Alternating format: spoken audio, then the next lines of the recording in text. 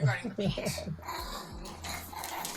Chaturday, Chaturday, Chaturday, Chaturday, Chaturday. I'm not on the screen. That's okay. You just pick a random piece of trash. Come on. Okay. What? Meagle Cam. It's just went full chaos. Hold on. Is that what people are saying? Yes, I'm trying to fix it. Cool. I am seeing it. I'm watching your chaos. It's great.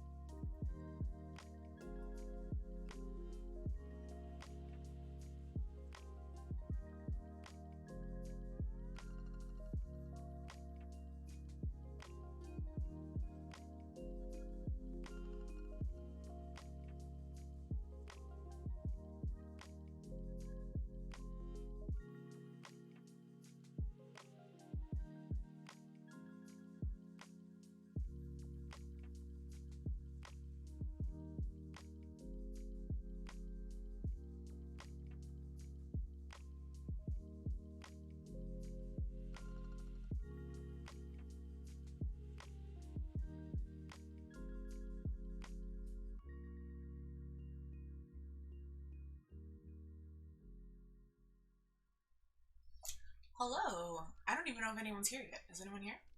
It's hard I'm to here. tell with how Sound many up if you're here. Because I want to introduce you to my friend. Oh wow, the delay is so long. Hello, Rhetoriku. Welcome. Awesome. Okay. I'm going to start off. I'm going to be like adjusting my ear a lot because I'm having to wear the Apple Pod and my ears don't like that. Hello, Andrew. Welcome. So this is my friend Holly. Holly is going to be joining us for the next week. She is actually going to be teaching us about subjects on Tuesday and Thursday. So we're gonna be trying something new, like a reverse. Like it's gonna be like instead of okay so, it's gonna be so okay. Oh, yeah. It will be so okay. I think. I hope so. But yeah, so we're just hanging out for Chaturday, and I thought it would be a fun opportunity for Holly to meet y'all. Yeah, hello everyone. Nice to meet you all. I'm Holly Scott. I don't have a channel here on Twitch because I'm on a Twitch channel. I will say I'm part of the Hazards and Hijinks channel. So if you are around in like D&D based content, we are part of that. So I am around, but I'm excited to be on the show today and marveling at the just pure delay of my voice to my mouth through this. So definitely mute that because otherwise it's going to loop and cause issues. Also, welcome to being upstaged by Smeagol. Oh no, I don't have the sound on, so it's not an audio delay. Oh, okay. It's just a Hey, Rude Ricky. a visual delay. Gotcha. Lovely to see you. Hello. Okay, so I'm gonna cover myself up so I can't see myself. So okay, that's fine. I only hear myself. Okay. So, yeah. Rhetoric, who has a question for you, Holly. What was the name of the D&D stream? Hazards and Hijinks. I like It it. is spelled wrong though, so I will type it in the chat. So Perfect. well, maybe it's spelled right. I don't know. Yeah, I always thought it was spelled wrong, but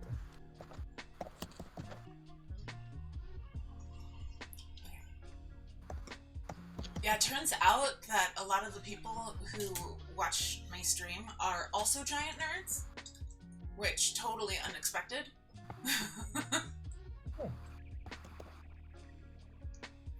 This is so I'm actually checking the spelling right now. Hijinks is Hijinks. Yes, and that's how I think it should be that. But That's the correct spelling. Hello, MK Ultra. I was just listening to something about your experiment earlier today. Or I wasn't listening to something about it, but it was mentioned. Welcome. Hazard and Hijinks. It should be KS instead of X. it should Welcome, be, but Armac. it's not. I didn't name it. Okay, so you I have just- your creative spelling. Got it. I can't find our channel. I never see. Here's the thing: we're on YouTube and we're on Twitch, and when I'm like hanging out, I'm usually on the YouTube side, so I never really watch the Twitch side. I'm really bad at Twitch, you guys. I'm so sorry. I will, by the time within like 20 minutes or so, find this channel. Just wait for her to realize that she's in her bed, and it's a good thing. So yeah. So for anyone who's joining right now, this is my friend Holly. Holly and I were friends back. We met back when I was in California. So this is a long distance co-stream. I don't think we did. Did by we? the by. No. Did we not? No, No, we've just met through my friends in California. That's true. That's right. Yes. So we have mutual friend. Well, Time mutual isn't real. Yeah. And then like one of my friends, Robin, who is still my friend and I love her very much, and seeing her tomorrow. She asked me to join this Facebook group, and I'm like, sure, why not? And then Danny was in there, and she was like, I used to work at Disneyland, and I'm like, oh, or you knew someone who worked at Disneyland or something, or I don't remember. And I'm like, oh, well, we probably had the same friends, and we did. And there's a lot of like middle stuff there that I'll skip. And the correct answer is yes. We have a million. Yeah, and then basically we're like, you're a cool as tech person. I want to hang out with you. Where do you live? I live in New York. I love New York. Blah blah blah blah. Yada yada yada. So on so forth. And so we just kind of became friends through that. And now we're classic friends. story. Oh my goodness. Oh my goodness. This is gonna keep falling out all stream. Do people know where you live? Should I not like? I'm gonna try the other ear and see if maybe it'll like that better. Yeah, I mean, it'll definitely like that one better. That's the ear it's meant for. Oh, okay. Well, I probably shouldn't say the city that you live in, huh? That would probably be a bad idea. We live in Brooklyn. That's. Oh, we talk about it all the time. Come on, Yeah. it's I me. mean, that is Okay. like. First of all, Okay. saying we live in New York City is like saying I live in California or I live in Florida. It's New York City it's is 5 counties. huge. Yeah. Okay. I don't know your level of privacy. I don't know what you're trying to avoid. I appreciate that. You know, I don't want really, people to like. The only thing. Ow! Come here. You got paper in your mouth, doofus. Oh. The only thing that we don't do is show my face on the screen for nonsense reasons. Hey, Paige Lars, Hey, welcome. you know, that's okay. This is Hi, my friend everybody. Holly. Howdy. Holly, do you want to? You don't go into it, obviously, because we don't want to do spoilers. But do you want to just say what subjects you're covering this week, I can. or do you want to keep it as a surprise? I want to keep one of them a surprise. Okay. The one for Thursday is a surprise. Okay. But I'll just say this. I have a weird love for two things. One of them being baseball, and the other one thing being all things Japan. So we're gonna do a fun little story about Japanese baseball that I hope you like, because Nobody in America seems to know much about Japanese baseball beyond like Ichiro or I didn't Shohei even know that there Ohtani. was baseball in Japan, but to be fair, I Oh only yeah, barely know that there's baseball in America. that's So, fair. That's Yeah. fair. It's massive in Japan, like massive, and I'm so desperate to go to a game one day. But I'm planning on going in December of next year, like a year from now. cool. Yeah. They don't have a word for it actually. I not as far as I know, they use katakana. They call it besuboru, The only sport in which is Japan that has a yeah, Japanese word for it. yeah. Interesting. They use the English word. I try not to say the American word because that's not yakyu. Oh, okay, okay. That's new. I learned something Rhetoriku is today. you're fluent, right? Rhetoriku, I believe, or almost fluent. I'm pretty sure Thank you're you, fluent. Rhetoriku. I learned something today too. I've been watching a lot of like documentaries and stuff, and I've never heard anyone use it, but I will look that up now. Because that makes sense. Because like haiku is like volleyball. You're working on So your fluency.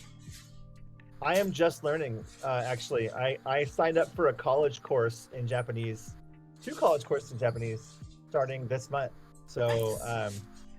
yeah, I'm very excited because I want to learn it. My goal is to learn it and then go there in December and be able to read street signs and menus and even talk to some people as needed, like Yeah, talk to service industry people and stuff.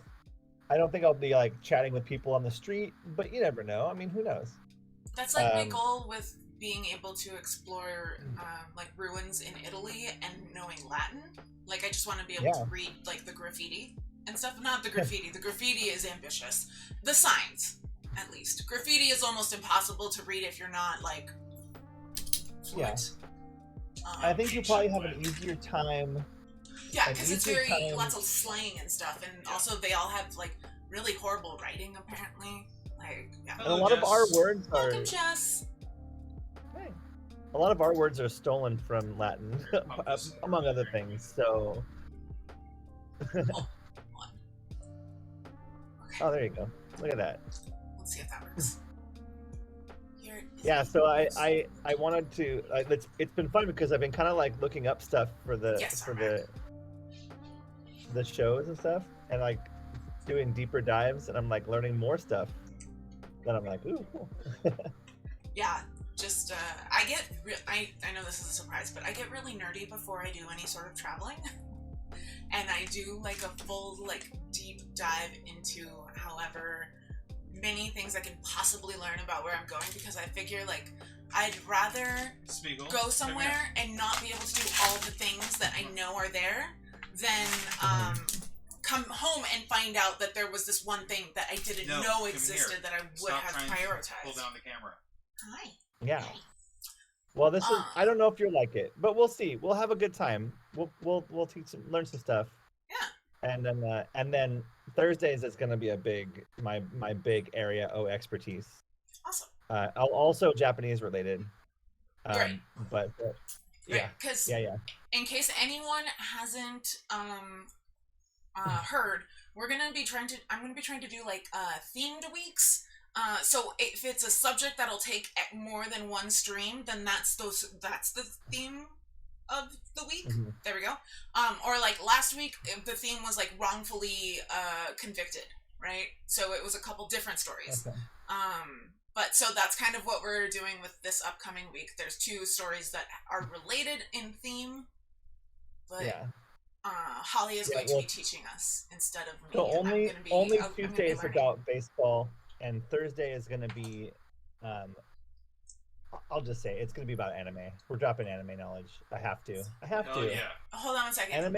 Armac, lots of proper names that look like they should be words. Yes, that's definitely a thing. Mary Beard is like pro at it, and I'm so jealous.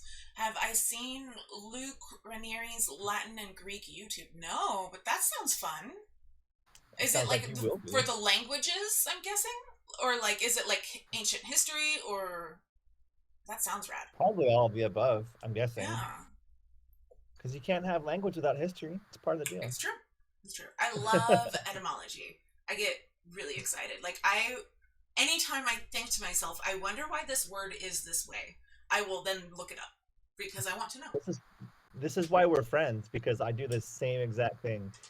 There's a really good Cool. podcast called The Allusionist with an A, not illusionist, but I've allusionist. listened to that. That one's a good Yeah, one. it's Helen Saltzman. I've been a subscriber since day one because I was a fan of her old podcast, which is Answer Me This, which is sadly retired, but she's really good about etymology of words, and so you get a lot of stuff from there too, which is cool. That is cool. So yeah, gotta love. Oh, it's I love working. also like Okay. old words. Just can you push You it know, like- hard in? Make sure it doesn't fall. Just push it in. Just Yeah. Just What's happening? push it in Oh. really hard. You good? It's okay. Yeah. Ryan was just Cool. worried if it was still falling out, but it's not.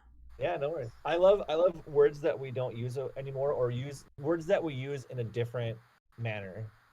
Yes. Especially like when it comes to like gender and stuff like that. In case you haven't noticed, you know, giant trans flag, big pins. You care I'm about fine. gender stuff? I don't understand. I do care about gender stuff. Crazy, right? But like the thing that always cracked me up, and I learned this this is probably common knowledge by now because of the internet, but like I learned this in a language class that I took in college. Like, yay, MK Ultra. I love that little. I want that for like my life. The trans pride. I love that. Languages. He has cartoons and everything. That sounds super fun. I'm definitely gonna look that up. Can you grab the name of that, Luke Ranieri, so that I can? Yeah. Thank you. That's My really favorite cool. fun Thank fact you, Andrew. is the word girl meant like all children for a long time. Like everybody was a girl, and like boy meant like servant. Like so, like if you Interesting. called somebody Wait, where like is a this? boy, English. What language? Is this English? English. Yes. I haven't heard this. That's wild. Yeah. So in Old English, if you're talking about a child, you would call them a girl, regardless of what they were. And then you have man and woman, or man and weef man, which is where you got the word wife from. And werewolf comes out of that too. Where man and weef. Does waif come out of Where that as man well? and probably, yeah. Where man and weef man, because where just means man, basically. Yeah. Werewolf. His channel is So called like a werewolf is a Holy wolf man. That It's like sounds a werewolf, wolf man, you know. And so like you could be like a weef wolf and be like a wolf woman. I might be mixing that up, but yeah, like so we solidified words that were not the case a long time ago. Yeah. Did you want to show the current state of this before it's wired, or keep that hidden until it's actually finished? Because I've got to reprint some of this anyway. Thank you, Paige. Yeah, Let's hold a on. common knowledge. Yeah, I wish we could say that'd be true. Common knowledge among the internet. Yeah. I know. Right? Pink and blue were reversed for the gender colors. That is totally true, Rhetoric. Pink was considered manly because it was like based off of red, and that's like an aggressive color. And then blue is like calm and soothing, just like femininity. Which, you know, I'm for. I support with my blue hair. Yeah, and like you couldn't wear purple. Purple wasn't allowed. It was the unless you were color royal. of royalty. Yeah, in ancient Rome, only the emperor was allowed to wear a fully purple toga, and only senators could have a purple stripe. And then it was like tiered how much purple you could have. And they did something similar in Tudor England with gold cloth. Like only the king could wear, or king and queen could wear like pure gold. Maybe maybe their children too. But yeah, so then like the duke could then wear like gold stripes or whatever. I don't know. So fucking gendered colors. Hello, Aximom. Possibly one of the stupidest cultural constructions. Agreed. Purple was the royal color and expensive. Yeah, I actually watched a thing on how they made purple in ancient Rome, and it involves crushing so many shells. Like the process was insane just for like one little thing of wool. Like watching it happen, because I always like understood that purple is expensive to make, but actually watching it get made was like, oh yes, I get it. Gender itself is a social construct. Hell yeah, Rhetoriku. You can't just roll down to the local bodega and pick up a box of Rit and make some purple clothes back then. Like you actually had to like do some shit, find some berries, you know. Yeah. Had to do some foraging. I don't know what buttbot is saying. Oh, buttbot. Oh, buttspot replaces random syllables with the word butt. Buttspot is a treasured member of this chat. And misbehaves randomly. Yeah, sometimes we get mad at Buttspot and we have to mute Buttspot for a little while. For like an hour. Sometimes 10 I minutes, had never. Why the butt is a dragonfly girly. That's what I read. I'm like, the butt is a dragonfly girly is the title of the album. Buttspot asking the real questions. But actually, I never thought of a dragonfly as girly. That's bizarre to me because when growing up, in my brain, I thought of a dragonfly as masculine. Like that is something I have since rejected.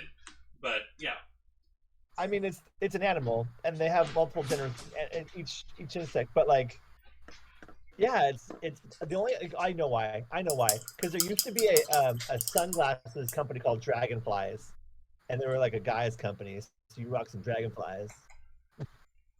I don't know. It's all stupid. It's all sometimes stupid. Buttspot behaves very naughty, and sometimes is spot on. That is exactly it. Yeah, like make or break chat Buttspot. I like butt is the dragonfly girly. That's a good sentence, though. Word. I'll try spelling, but probably fuck up. Bodega. You got it right. I'm guessing it's like a small shop. So yeah. So there's in New York City, especially. I'm guessing other cities as well. There's delis and bodegas. So if you go into, can I talk about this? Yeah, go ahead. Okay, cool. Because I have some like cultural things with bodegas too. Because I'm California born and raised, but for like 6 months I lived in New York. And in California they have grocery stores. You go to the grocery store, you buy stuff. That's where you get it. And they have them in New York now, but they really didn't. Yeah, they're when I was living there. Like, here.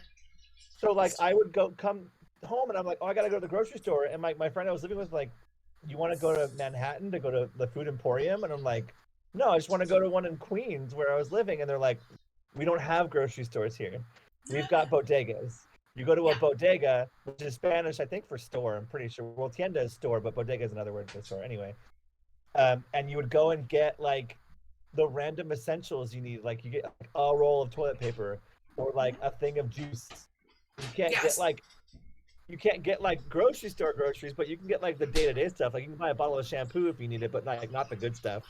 You know, it's always like lower tier. It's exactly the way they live in Paris with their food markets. So we're just following the Parisian model, really. Right? I betcha. I betcha.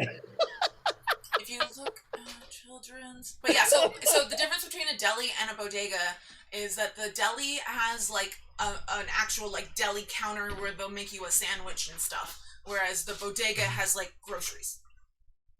Yeah, and you can definitely buy booze and cigarettes at the bodega. Although I think you can get both at both, but it's about where the focus is.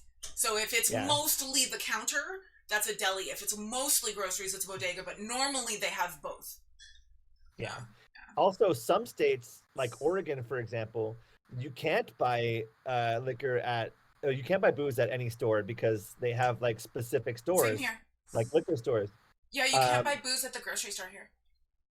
I can buy booze at Target right now if I want to. Yeah, can't do that. You can buy beer and wine, but you can't buy actual alcohol. You have to go to a wine and spirit store to get that. Yeah. But it's fascinating. A company store. What's a company store? Sounds like a canteen or company store, not the kind of store I'm used to. Yeah, actually that's probably pretty accurate, Toraku. I would go with that. Same in Minnesota. Okay, I didn't know also Minnesota. Cool. Actually, I did know that Minnesota. I learned that in How I Met Your Mother. Everywhere is 21 in California, in the U.S. Andrew. Hello, Julian. Yeah, some most are both, but it depends on where the focus is. Allstate run liquor stores in Oregon. Rude Ricky's in Oregon. I can't buy booze grocery store. Kansas also. Wow, is everywhere 21 in the U.S. Unfortunately, yes, Andrew, and I have very strong feelings about it. Although that wasn't always Dakota, the case. You can't buy booze at gas stations. You shouldn't be able to buy booze at gas stations. However, you say that, but while you can't buy booze at a gas station in Ohio, you can actually buy liquor at a drive-through liquor store in Cleveland. I did. And Texas. And Texas, you can you can actually crack that open and drink it in the passenger seat. Yeah. From what I remember.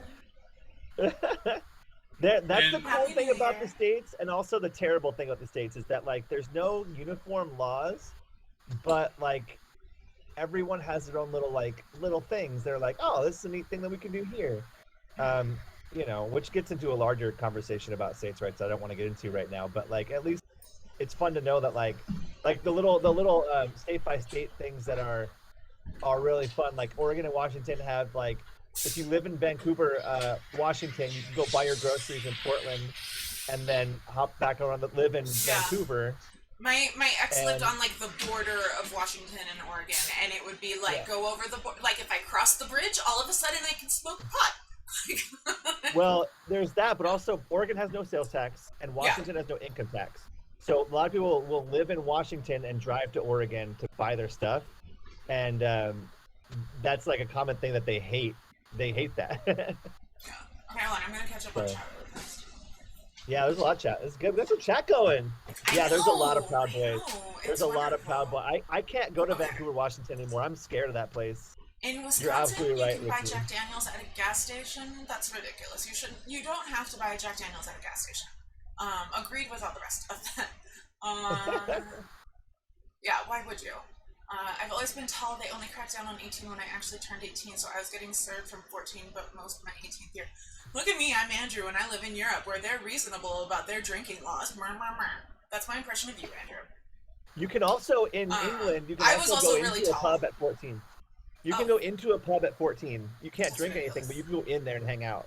I'm not saying England is ridiculous, I'm saying we're ridiculous. I love England. I want to go back so bad.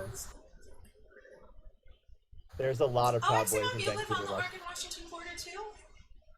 I didn't know that. So you've probably done the whole like, well, I'm gonna pop into Portland to pick up. Yeah. Okay. I've never seen Jack Daniels at a gas station here in Wisconsin. That's good. That probably means you're not looking for Jack Daniels in a gas station, though, Jess. Which is also a good thing. Yeah. See, Minnesota, you can buy wine and beer at gas stations. Have looked at both North Dakota and Minnesota at gas stations. Always find it confusing. That's wild. I know there's a weird fuzz going on. You guys hear that fuzz? Yeah, that's our air conditioner just turned on. Oh, okay. Brian is off to save the day. Also, it's December. Why is your air conditioner on?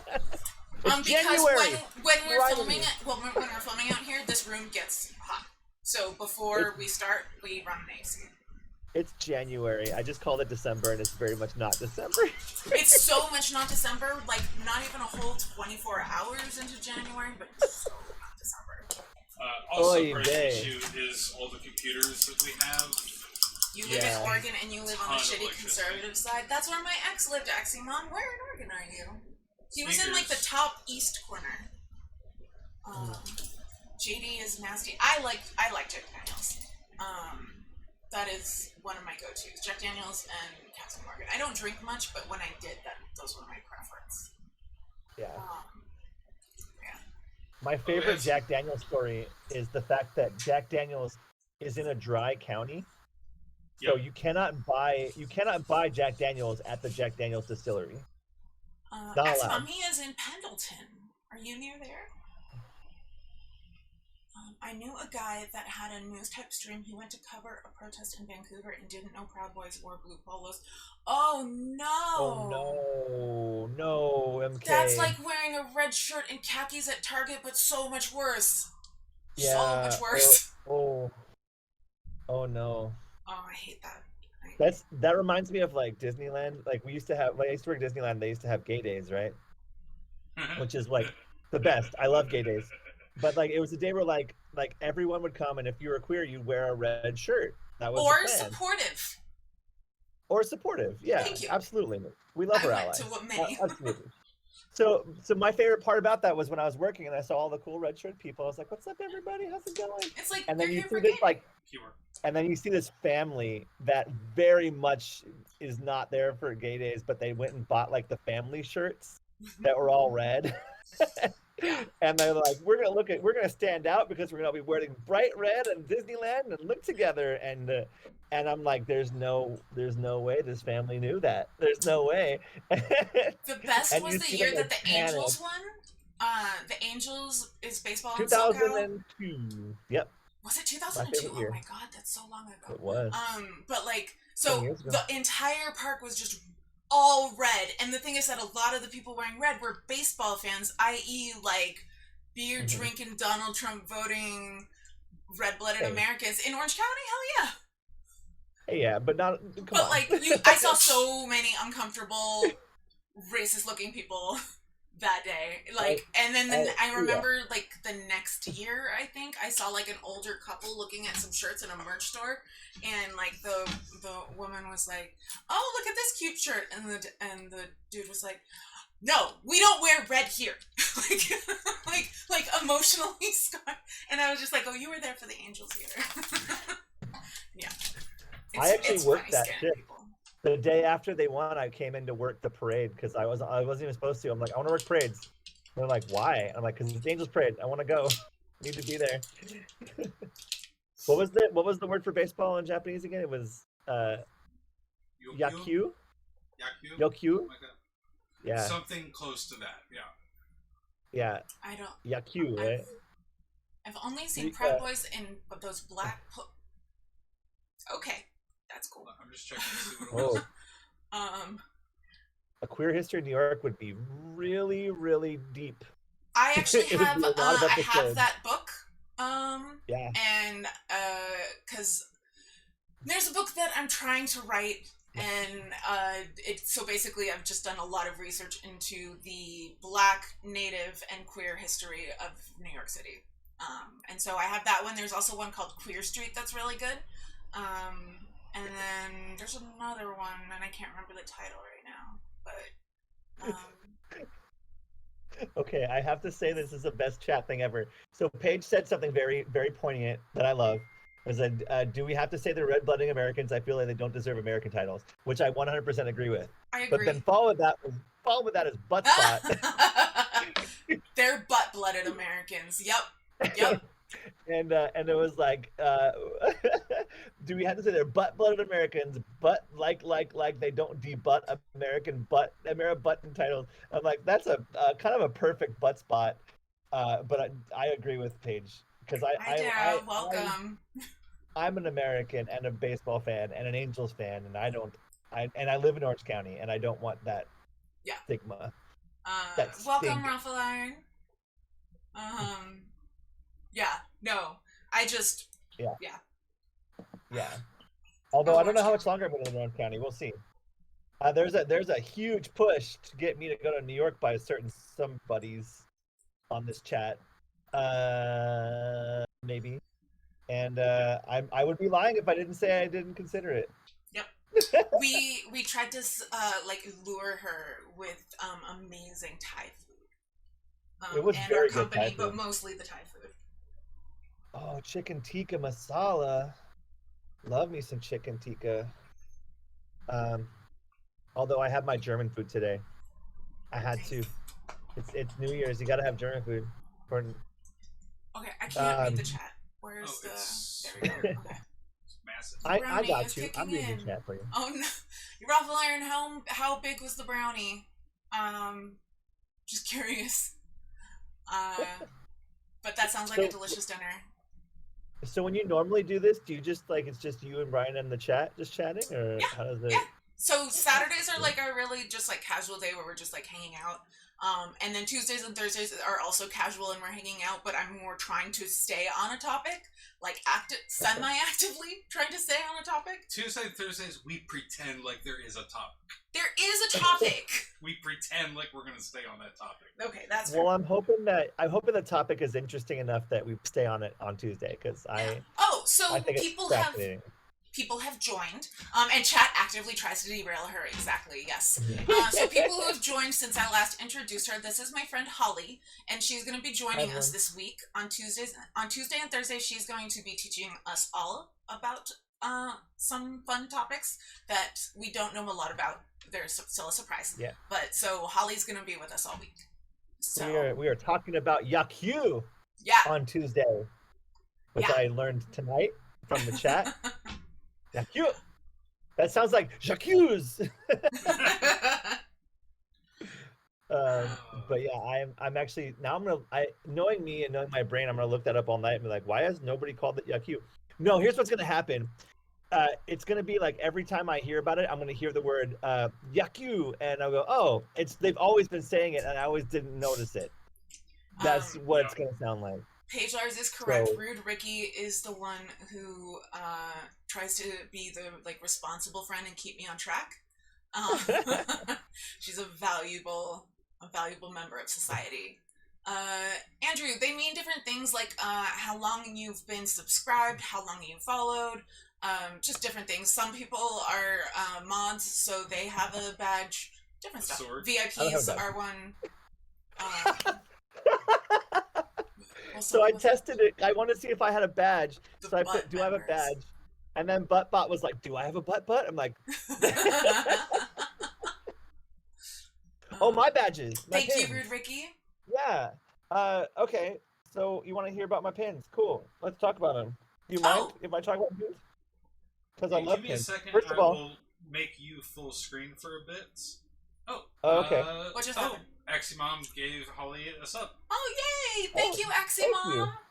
Thank you. I don't know. I thank you. I don't know what that means, but I appreciate it. That means that you are now a paying member of here, and you get to see stuff and say stuff, and yeah. Oh, right, thank you, Aximom. That's cool. I will modify this so you're full screen for a bit. Just need to turn on this. I won't see ads. Dope. I need ads. Yeah, no ads. That's the really big one. Aximom, you just saved me from watching an ad, therefore I love you. Aximom is the best. Alright, so we're going to bring you up to mostly full screen so everyone can see the badges. Good times. Alright, so here we go. Let's talk about them. First off, I want to point out this one because I'm wearing a Haikyuu badge. Haikyuu is being the volleyball. Oops, upside down. Sorry. That's an anime that I love that's about volleyball. It's very cute. This is Sailor Mercury, who is as you can see from the background room, my absolute love, my joy. I am Sailor Mercury. I also love water benders. So I've got some Katara stuff from Avatar here, and my little magical girl button. This is Orange Bird from Disney. I don't know if you can see up here. It is Orange Bird. There you go. On this side, I got Pip's Original. You Oregonians will definitely know what Pip's Original is, and if you don't, go to check it out. It's in Portland. It's the best donut shop in the world, ever.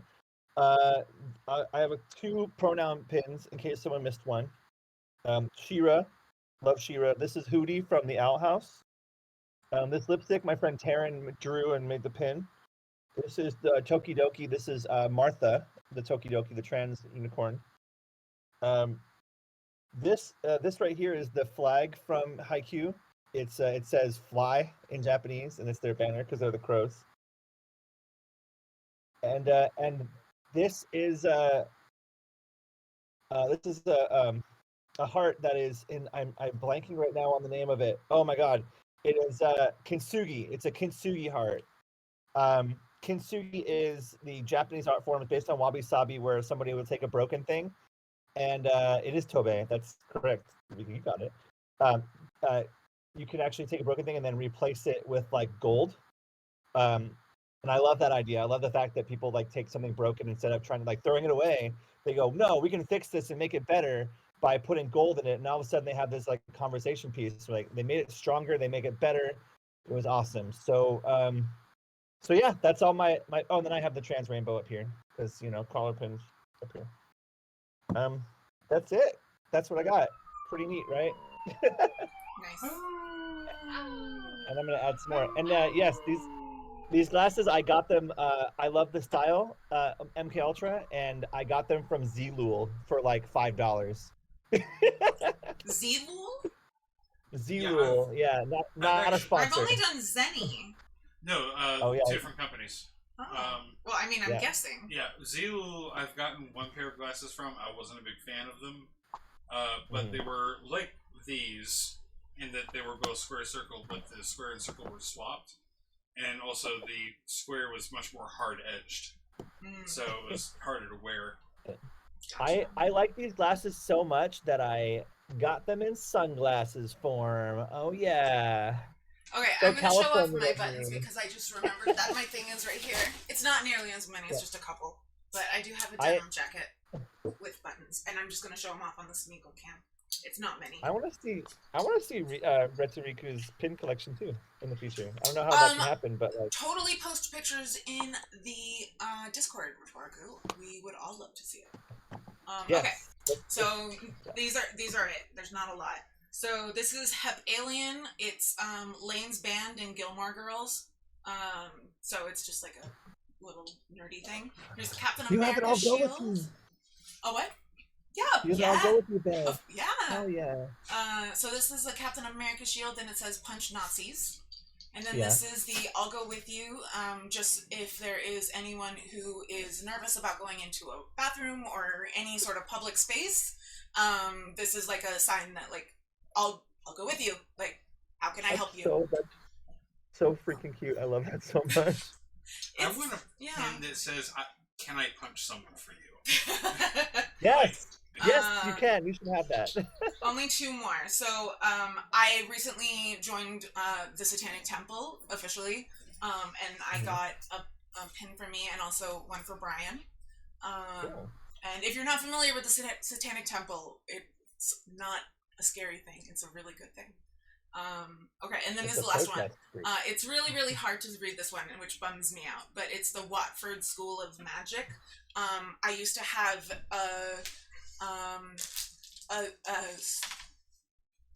significant fascination with a now unwelcome media franchise. Yeah, and I wanted to be like, here's the part of the series that I most identify with. It's a yellow and a black button. So I removed that and replaced it with the Watford one because Watford is from a book series by Rainbow Rowell called Carry On, and it's about a wizard called Simon Snow who goes to a school of magic, and it's only like the first book of the trilogy is their last year, and his roommate is like his sworn enemy who's also like a vampire, and they fall in love. And they go on adventures, and in the second book they go to America, and so you get like this universe that's been built of this magical world is so cool, and like all the spells are like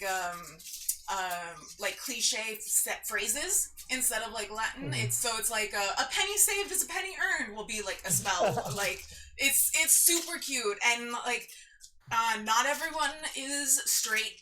And almost no one is white. And it's just like this really cute, inclusive, like heartwarming series that I love. So I really recommend it. Rainbow Rowell, Carry On / Simon Snow. Nice. I really wish the title was like way longer, like 20 words long. And if you were to like take the first letter and turn everything into an acronym, it would be J.K. Rowling can eat my shit. Well, she started out writing them before that. Yeah, I know, but it would be really cool if that's what. And it totally by accident, definitely not intentional. Yeah, not on purpose. We did not know. Well, so the series started originally because there's a book that she wrote called Fangirl, and it's about this girl who goes off to college, and she's like a fan fiction writer, and so it's like trying to stop being so socially awkward and actually like walk away from her laptop occasionally. And the like thing that she writes fan fiction for is this book series, Simon Snow. And so it started out in that book as this is not that series, this is a different series. But then like it wound up becoming like this thing that people really like loved, like because it's just this really cute little like snippet into look at this book series that doesn't actually exist. And so she went and wrote an actual like mini series, and it's really good. I also have a collection of pins that I got recently, which cool. I'm just going to show on the camera. It's just yeah. Oh, there you go. a little bit of theme. Can you scroll up slightly, just so I can see? Where's the I have more people. I have more pins, but I'm actually starting a new Sailor Mercury banner. Nice. And my pin banner. So like all of these are Mercury pins. Because I'm lame. Anyway. I'm not lame. I have a fandom. Anyway. Yeah, and I have like back there in the back, I don't know if you can see it, but there's like 2 whole pin banners full of buttons and things that would take an hour and a half to show you, and I'm like, I'm just not gonna do that right now. But I have them. I do have them. I sold most of my pins before I left California, and I had a really good collection. I got about $1,500 in total for all my pins. Nice. Not nearly as much as I spent on them, but like considering that I sold them in bulk instead of one at a time, pretty solid. I have a couple of like Disney Rhetorico pins. has a message for you, Brian, when you come back. Okay, I'm coming back. Oh, what? Oh, wow. I could see you rocking that when he comes back. But yeah, I'm very excited about Tuesday. It's been a while since I've done like a story. I do stories all the time, but like a story about Yakyu. Yeah, I'm excited for it. Like I said, I didn't even know that Japan did baseball. Oh yeah, they've been doing it since they've been doing it since the 30s. That makes sense. Yeah, actually, yeah. When I was in school, all our maps said CCCP. Same MK. That's USSR in Krylik. Oh. Krylik, I think that's right. Cool. It's Cyrillic, yeah. Cyrillic. Oh, right, my sister just sent me pictures. My sister made pork loin. She sent me pictures. I'm like, why you gotta do that to me? What the heck? She what? So all of my family knows how to make German food because we're all Bavarian German stock. So like we have like German traditions, and like today, like I made like the most basic thing, which was just bratwurst and freaking sauerkraut and spätzle and all stuff. But like my sister went all out and made like a full-on pork loin with apple sauce and stuff, and I'm like, all right, whatever. I didn't get a call. I didn't get the call to come over to your house, sis. Thanks. Aww. I would but love you to have got some pork loin in it. bratwurst. I did. I made bratwurst and it was great. I also have Cyrillic. a hat. Cyrillic Nails is that's a band name if I ever heard one. Shiloh. Right. And I do wear this with the pin like out in like on the bus or on the train. Yeah. And considering I've got a satanic church pin on my coat. Satanic temple, thank you. A pin on my coat. I'm wearing this on my head. I'm carrying around a book called, let's see it there, The Art of Doing Science and Engineering, Learning to Learn, by Richard H. Hamming. I just, and if only I had something to tell everyone that I was an atheist, I'd be, and something also to, like, imply being queer. Christian repellent. Yeah. It's just like love that. But I'm really upset that he wasn't wearing his heart glasses, like the bright red heart-shaped glasses. You're a communist. You believe in science. Yeah. Yep. That's so funny. And brats and kraut are delicious. Pork is also delicious. I like anything that's doused in like curry ketchup. I love curry ketchup. I cannot stand sauerkraut. I cannot stand it. The only reason I made it is for tradition. Because there is a German tradition that says if you have sauerkraut on New Year's, you will have a prosperous year. That's what it is. And like, I don't even know if I believe that, but like, I don't want to not tempt the faith anymore.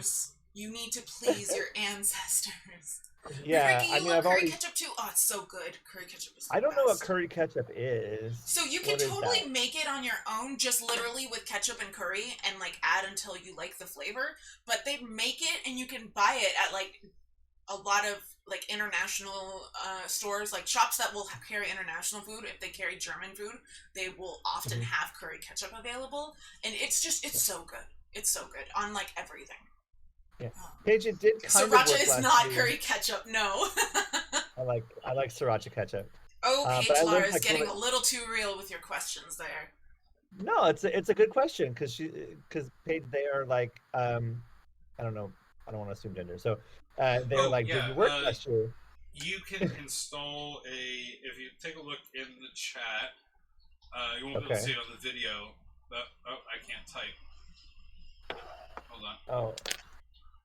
There is, if you click on that, up in the top left, there should be a thing with a Chrome icon. If you click on that, it will add the extension to show everyone's pronouns. And you can just refresh the chat and it'll show up. That makes me really happy, Andrew. Berlin's amazing. I've never been somewhere so gay and unafraid. Adorable guys holding hands and kissing ever. Very cute. I really like that because, like, that's how it was before the Third Reich. Like, it was a space of, like, welcoming and acceptance, and people were allowed to be themselves, and artists were there and everything. And then, like, it got cracked down on, and, like, there was... Is that where all the trans research was? Do you know? I'm pretty sure that was Berlin, where they burned all the trans research. I don't know if it was Berlin, but it was definitely in I'm pretty sure it was definitely in Berlin. The Nazis that burned it. So yeah, I'm pretty sure it was in Berlin. And so like they just like negated all of that, tried to erase all that history. Yeah, there is a reason we don't know a lot about trans people. Yeah, we're way behind what we knew before World War II. And so it makes me happy that that's being fixed. I don't know if I did it right. I don't think I did the do it right. Institute of Human Sexology. Yeah, it's something like that. But I think that was in Berlin. Yay, you got your pronouns in chat. Yeah, the pronouns set, but what you have to do is on the top right, there should be a Chrome icon on that page. Oh. Click on that, that'll bring you to the extension. Then you install that extension and then refresh the chat. Oh, I see. Okay. God, I'm not clueless. I used to work for Apple. Like I can do this stuff. I just you know, I don't know. Whatever. Twitch is a pretty intense learning curve. Yeah, and also the pronouns and stuff aren't actually included in like Twitch. It's an extension. Yeah. So I did it. It works. Yay! All right. Again this year, same. Cool. Anyway, I want to travel so bad. My goal is to go to Japan in December. That's my #1 goal. And so I'm doing everything I can to try to get there. And this is not a New Year's resolution. I've been talking about this since last year. My goal was. For a long time. I just turned 40, and my plan was to go on my 40th birthday, and of course that got squandered. So now I'm like, I'm just gonna push it to 41, and save up the money, and I want to go. Rico, that's why I want to go. That's why I'm learning the language too, so I can go there and read menus.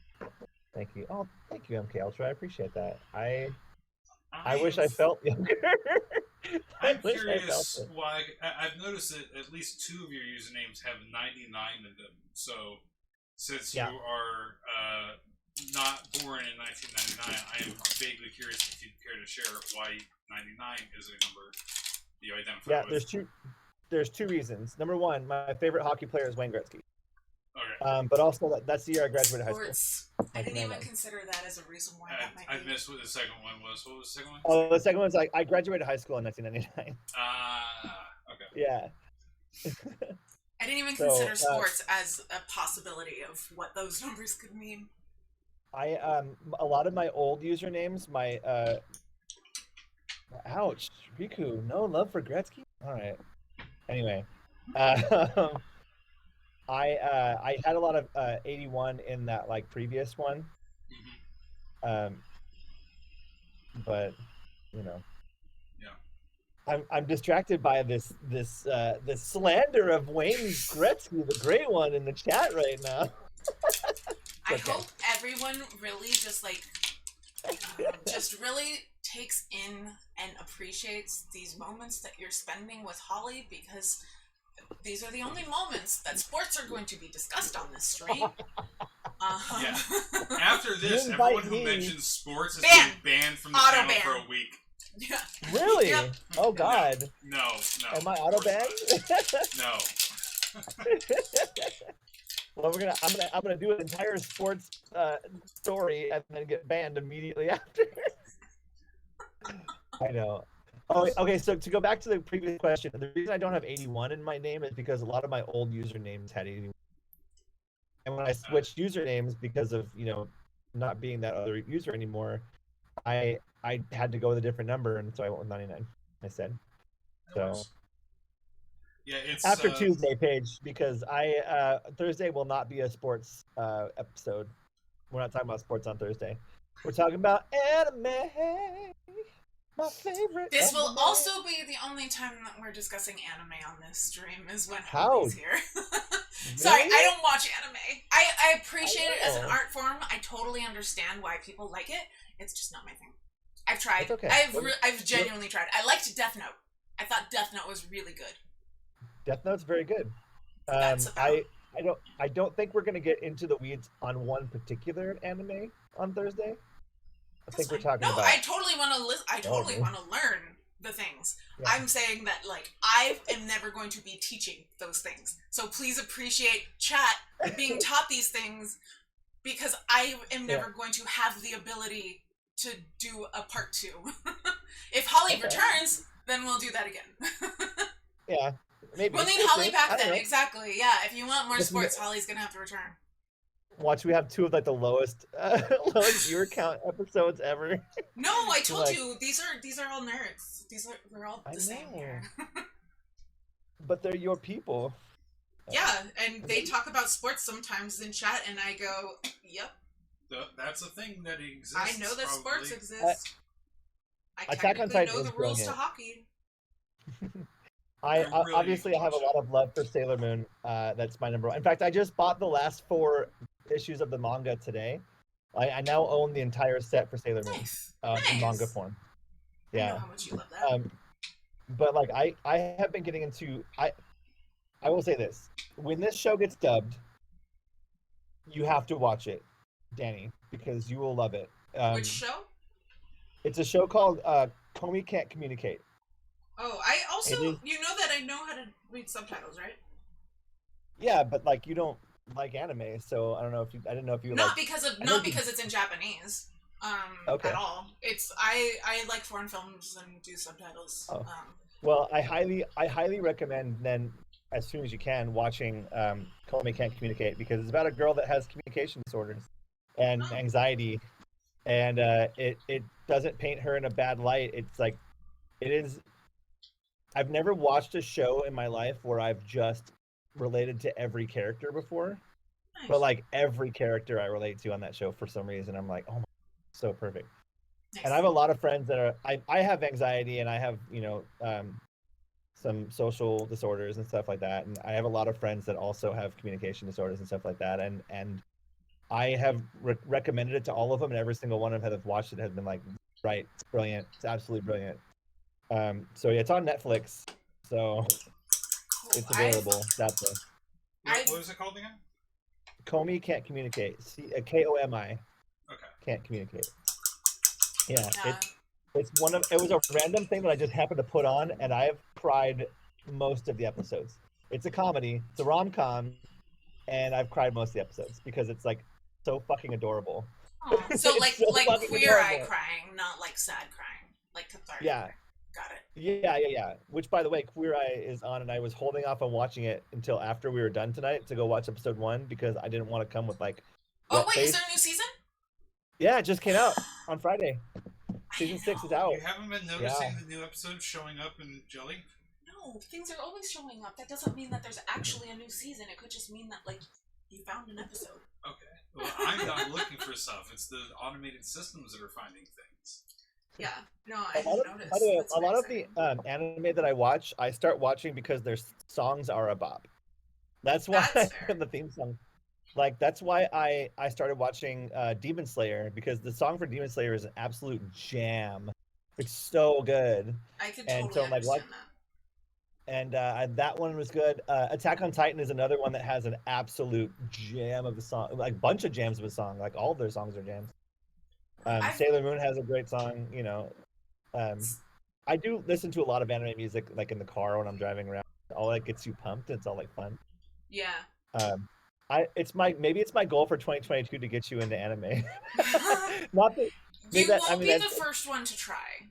Like I know, but if I bring to you like the ones that are joyful and loving and not like really disgusting and crazy. So someone tried to get me into JoJo. I can't stand JoJo. And I'm sorry, I can't stand it. I could understand the reasoning why they thought that I would like it, but they didn't say that a dog is ruthlessly murdered in the first fucking episode and like doesn't get saved, even though it's totally easy to save. And I was like, so we're done with this. We're done. Sorry, I can't do it. At least in John Wick, there's like, you know. Please never watch Full Metal Alchemist. Then. I know what happens in Full Metal Alchemist. No, I run a memes page. You think that I don't know what happens in Full Metal Alchemist? That's absolutely true. I don't like JoJo at all. I never got into it, and I have so many friends that are like, JoJo's the greatest, and you're like, okay, cool that you think that, but I don't like it at all. But I tend to like watch more like sweet stuff. Then sweet stuff doesn't have any animal hurting. You know what I mean? Yeah, like, totally. Like I watched, there's a show I watched called better if JoJo's ponytail is the victim instead of the dog. That's so funny. I can't do hurt animals either. It's a spoof of all other anime. So the way that I got into Death Note, really funny. When the movie came out, my roommate was all excited because she liked the anime. And so we're watching the movie, and she's so mad watching it and hating it. And I'm like, I don't know why you're mad. This is an interesting concept. Like, I like this idea, you know? And I'm enjoying this. And so she was like, no. Like, and so she made me like sit down and actually watch it. And when I watched it, I was like, okay, I now understand your fury. I totally get it. Yes. They made something that was entirely on its own, not objectionable. Yes. But then you look at the source material, and it's like they just went, okay, how can we make this as just innately useless? Like, how can we ruin this in as many ways as possible? Yeah, and I totally get that having watched it, but when I was just watching the movie, I thought it was like a really creative, like, you know. I guess if you watch the movie without having to watch the anime, then you have no frame of reference, so it's not... Exactly. Yeah. So once I watched the anime after... I was like, oh yeah, this is way better.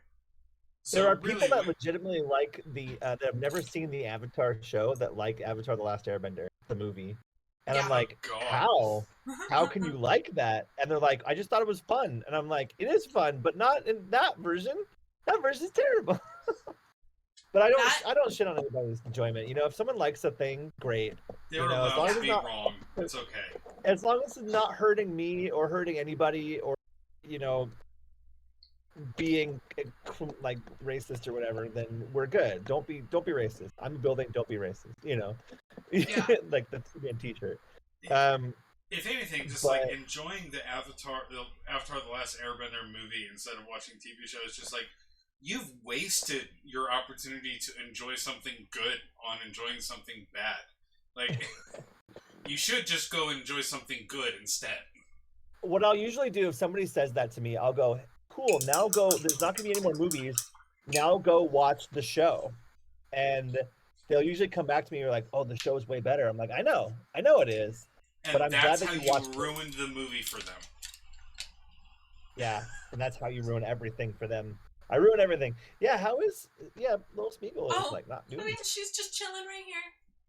She's having a... she's just, this is just her just chilling. She's just not in Gollum mode right now. So, okay. Oh, yeah, love MK Ultra 500. gives you love. Yeah, she's hanging out with her Wampa toy that she stole from me. So she's been, like, totally happy. So let's aggravate her to the point of fury. But this is love from MK Ultra. Yeah, I know. Ignore Brian. He's very rude. What is the love? What does that mean? Oh, so when you... Are we torturing Okay. my dog? So when you watch the stream, you get points as you watch, and you can then like redeem those points for different things. And so one of the things is to give Smeagol love, and so I'll pet Smeagol and tell her that it's from the person who redeemed the points and that they love her. Oh, Yeah. that's cute. Thank you, Paige Lars. And so Paige Lars just used stretch, which makes me do a little stretch because I'm bad at not doing stretch. Oh, that's cool. I like that. Hydrate. Gotta hydrate. Thank you, Paige Lars. Are we just going through all of them? I'm on it. I brought my water bottle today. Perfect. I don't do New Year's resolutions. I think they're kind of bullshit. You should do stuff all year long. Mm-hmm. But I have been pretty bad at like drinking water, and so I am upping my water intake. I'm trying to get 2 of these down a day, which is 40 ounces. So once you start drinking the amount of water that you're supposed to be drinking, it becomes really easy to drink the amount of water that you're supposed to drink, because drinking less makes you feel terrible. Like, the only thing is that then you have to pee all the time. But well, I mean, I have to pee all the time anyway. I'm on Spyro, so shit happens. But I'm just thinking, like, maybe I've just gotten used to the terrible feeling of not having enough water in me. You know what I mean? Like I just feel a gallon. Yeah, same with Ricky. Oh my goodness, a gallon? That's awesome. How much is a gallon in ounces? I wonder. 128. 128? Okay. So I need to drink 4 plus a little bit of this one. Yeah. Paige Lars, that felt like a threat. Got over 11.2 thousand Gollum Grouchies. Those are the channel points. Rad, Gollum Grouchies. Yeah. It does get rid of the toxins, MK, for sure. Also, when you, like, pee, and then you're like, oh my gosh, I am so fucking hydrated. My pee is almost clear. Like, that's a really good feeling. Like, you're like, I'm succeeding at this one aspect of being a responsible adult. Nice. I am trying really hard to get to 1 million on TYT's channel. I'm close, but I'm not quite there. You definitely don't want to overdo drinking water. Like a gallon's fine, but if you go to like too much, like way too much, you will have water. You will encounter water toxicity and kill yourself that way. Ooh. Yeah. I guess as long as you're peeing it all out, you're fine. That's not the main issue. It's that it will cause an imbalance in salts and different tissues in the body. Oh, wow. Paige Lars, stop plotting against me. Oh my goodness. Just one day, just nothing but electrolytes. Special episode Smeagol. Yeah, those electrolytes are important. Electrolytes are just salts. Gatorade is not a good way to get those, because then it's just pure sugar. I'm trying to drink less sugar. I have no problem with Gatorade is blue Gatorade. No, lemon lime is the Gatorade for sure. Come grape on, for me. Lemon lime is. I thought it was grape. Wow, I think you might be the only person I know that likes grape. I've never heard anyone say that before. Really? People do like the blue. Hi, Atomic Elbow. Happy New Year. I'm Holly. Nice to meet you. Hey, Atomic Elbow. Atomic Elbow's in Australia. Yeah. So it's almost like the third, right? There? Just kidding.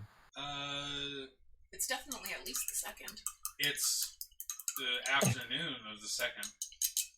You should definitely have guests on regular rotation. I agree. I totally want to have guests on regular rotation. It'll happen as long as you're as talkative as I am, right? Yeah, right? Can you imagine if I came on and was like, hello? It's still only the second in Australia. Okay. Okay, cool. Yeah, but it's the afternoon on the second, right? I don't know which time zone in Australia. Atomic Elbows in the future. Are there jetpacks? 2 p.m. I don't necessarily jetpacks. I just want an electric car that can charge once and go for a week. Would be nice. Thanks. One charge for a whole week of driving would be great. There are no jetpacks in the past either. Also, I just want an electric car. Period. Like, I don't have one. I have a gas car. I'm never having a car again in my life. I don't miss driving. Are you When you're in New York, you don't really need it. When you're in Orange County or LA, you do need it. Oh yeah. Also, it's the prime place to practice your singing because you're not bothering anybody. You can go full ham, and nobody will say anything about it. You can't do that on a subway or a bus. I mean, you can, but you will bother people. No jetpacks, God damn it. No jetpacks. I would be too afraid to use a jetpack. I'd be so afraid. A Mr. Fusion would be awesome in general.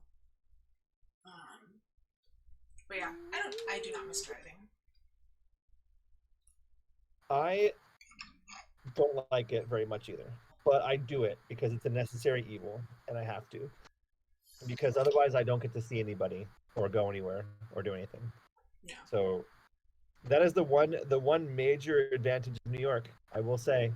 The ability to go, I want to go to this place, and then just go with no question like, is the car gassed up? Is it maintained? No, just get on a subway. Go. You know. I would say there's more than one. I mean, there's a lot of reasons. Yeah. Honestly, though, the only reason I haven't made the move back is money and the fact that I need to be on California Kaiser.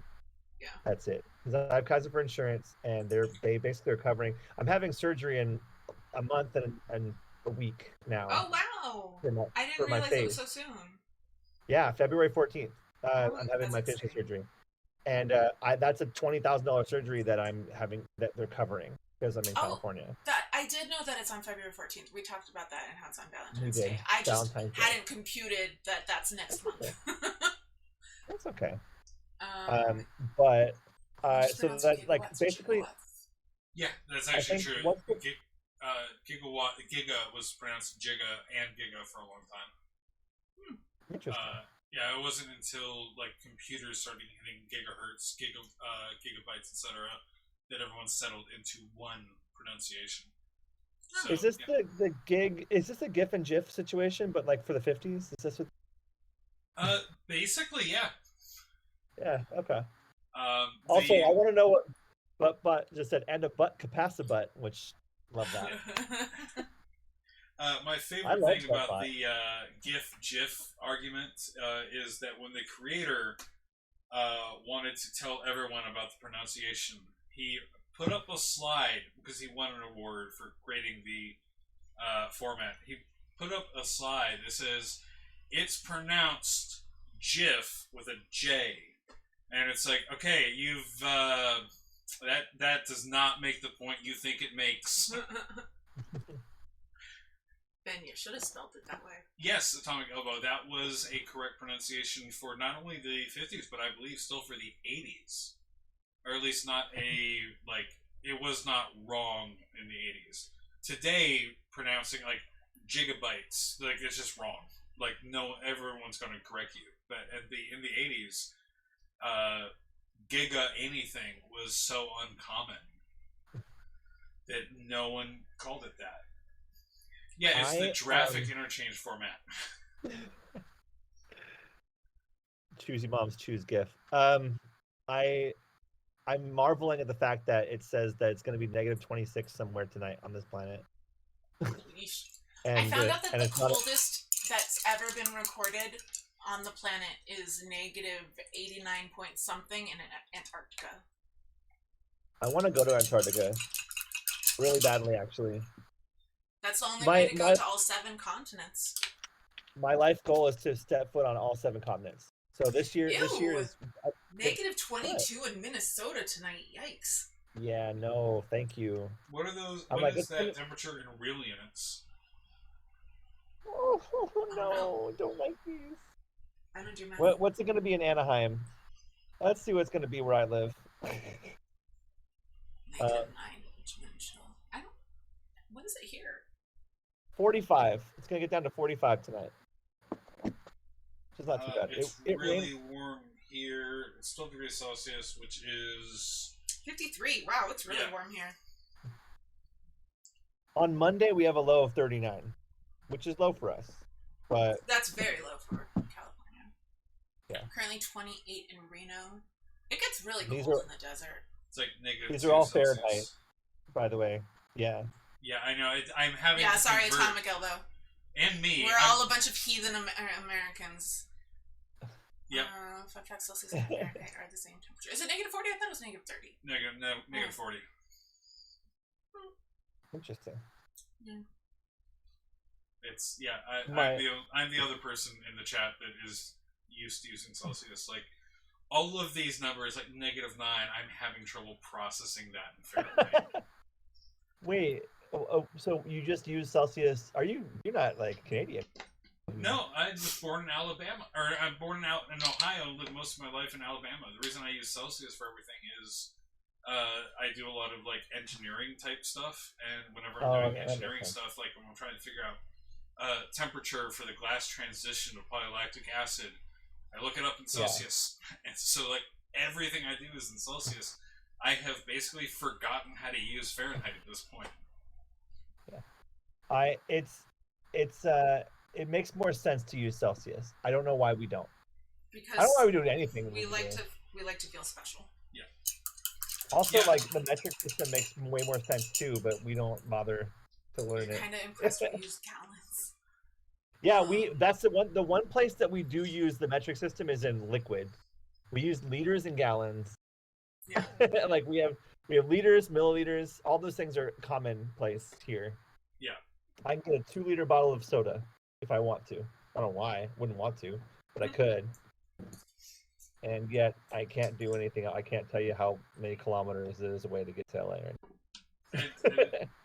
And that, like, I don't believe in such a thing as superior intellect or being a genius. Just like what is interesting to the person.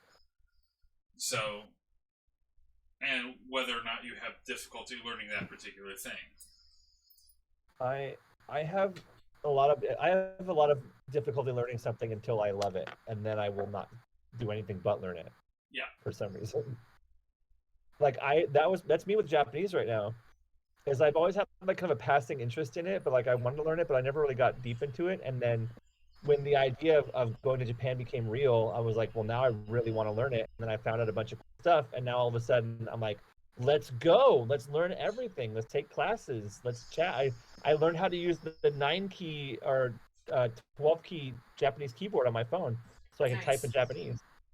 You know, Jocelyn is learning Japanese. I did know that, yeah. My friend Jules is also learning, and Jules and I will have conversation in hiragana now, which is bonkers to me.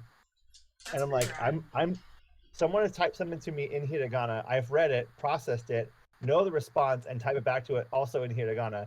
And that happened in the last month. I never thought I'd be able to do that. It's bonkers to me. It's not easy to do on an iPhone, but it's not hard either. You get used to it.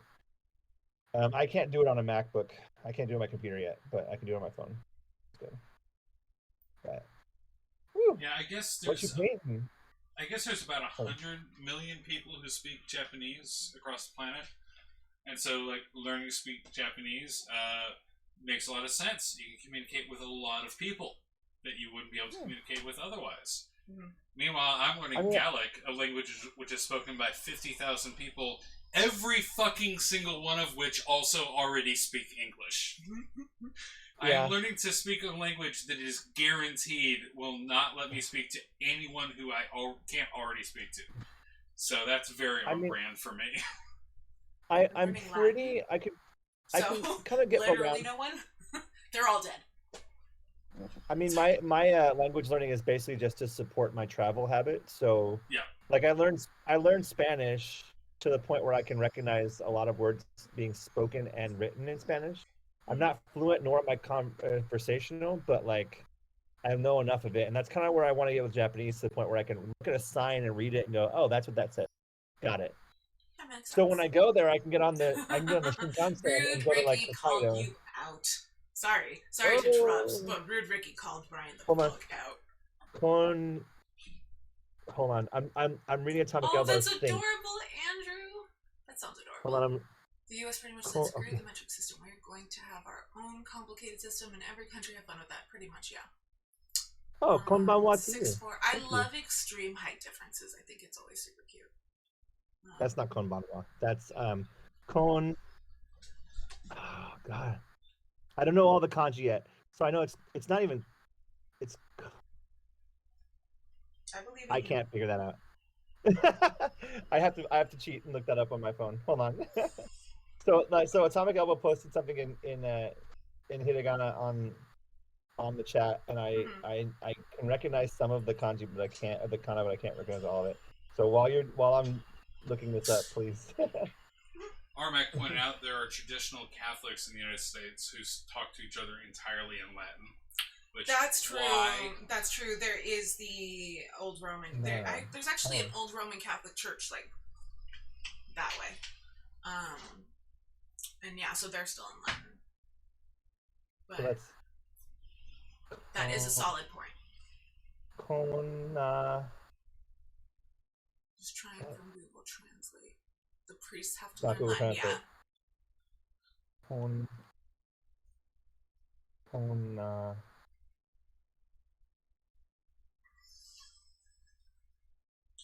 It looks like Rhetoricuch removed a character from the response. Konatawa? Is it Konatawa? Is that what you put? Konatawa? That's not ta though. That's Konat. Oh. That was konnichiwa. It's not konnichiwa. But it's supposed to be.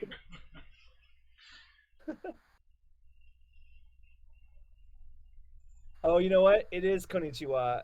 I'm stupid. It is konnichiwa. Oh my god.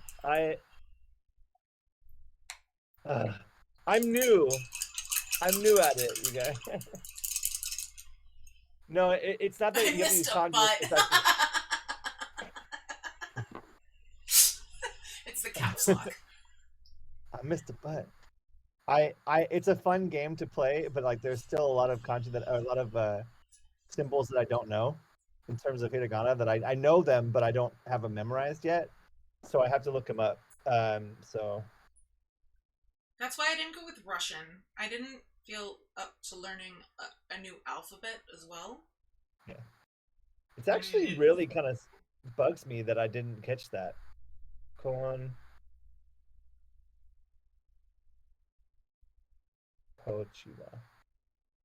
Konnichiwa. Yeah. Oh, okay, that's why Atomic put the symbol in it. And I just okay. No, I don't know kanji. I don't know actual kanji. I probably was thinking that, but I just didn't. I don't know why I didn't read it. I'm frustrated at myself right now because I was like, I've been doing so well in reading these things, and now I'm like, ugh, I messed it up. So it's not automatic yet. I've only been learning for 3 weeks. So like I'm on 3 weeks, and I'm surprised that I got as far as that. Because if you had typed that like 3 weeks ago, I'd be like, what?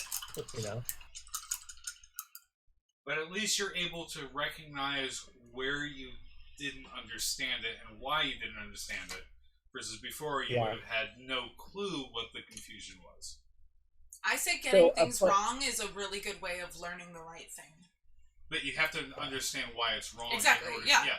And so that's metacognition, which is the ability to think about how you were thinking, and to be able to modify your own thought processes based on your failures of thinking previously. The sentence that they put, which is konnichiwa, which means hello, obviously, or like good to see you. I can't remember what the exact translation, but it's basically hello. The last letter is something that threw me off for a long time because on its own, that symbol is the symbol for ha. But if you add it to a word, it becomes wa, and I didn't know that. So I would translate that as konnichiha, and people would have looked at me stupid because they're like, why are you saying konnichiha? I had no idea. So there's the things that I just learned, and I'm like, oh, cool. And you don't learn that unless you talk to other people. They're like, oh no, that means this, that means that. So yeah. The next time you see me after this week, I will hopefully have learned a lot more because I'll be going to classes stuff and taking a lot. So, nice. Konnichiwa. It reminds me because like a lot of languages have that like situational shift in pronunciation. Yeah. Like English has it, and it's just all over the place, and I can't think of any examples. English is right the now. worst at it. English is the absolute worst. I don't know how anybody learns English at all. Like neither aside do from I. us. Like I started like trying to learn like I'm learning German, Gaelic, and I started a little bit on Italian. And I'm actually pretty far along in Spanish, both from picking bits up here and there that I hadn't noticed I picked up, and from when I was a teenager. And so far, out of all of them, the easiest to learn has by far been Gaelic, despite the fact that it's the furthest away from English in terms of structure. Yeah. And that's just because, like, and pronunciation. But it's because, like, it is consistent as fuck about pronunciation. Yeah. Like, there are a set of very odd rules about pronunciation compared to English. Like, anytime you have an H after a consonant, it changes what that consonant sounds like entirely. But, like, once you learn all those rules, it's fucking consistent. You don't have to worry about it changing. It's just, all of it works correctly. Paige said, watched an interesting video last night, I believe, before I went to bed or this morning, and it was so funny but so frustrating at the same time. The guy I follow is an atheist but was raised as Jehovah's Witness, and those videos on evangelistics to educate people on the hypocrisy of the pastors along with Jehovah's Witnesses and Mormons. I mean, it's like any religious person or group is going to be full of hypocrites. Just like, Yep. And Torku responded with information about pronunciation in Japanese. Yeah. I could do a whole thing about talking about Japanese, but I don't want to like dominate the conversation on it. It's just what's on my brain for a while, because my brain gets like that. Totally. I don't know if this happens with you, but like when you lock on to something, like for the longest time, I could think about nothing but gender identity. So it's like everything I watch is hyperfixating. Like, yes, that's what I do. That's basically what this live stream is me hyperfixating on things. Followed by randomly changing subjects at the drop of a hat. Yes. We're either like on one subject for like 3 weeks constantly and nothing else will ever be discussed.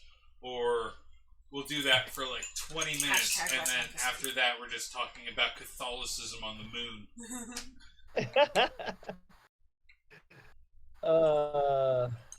What does KKW mean? I'm not entirely sure. Keep quit.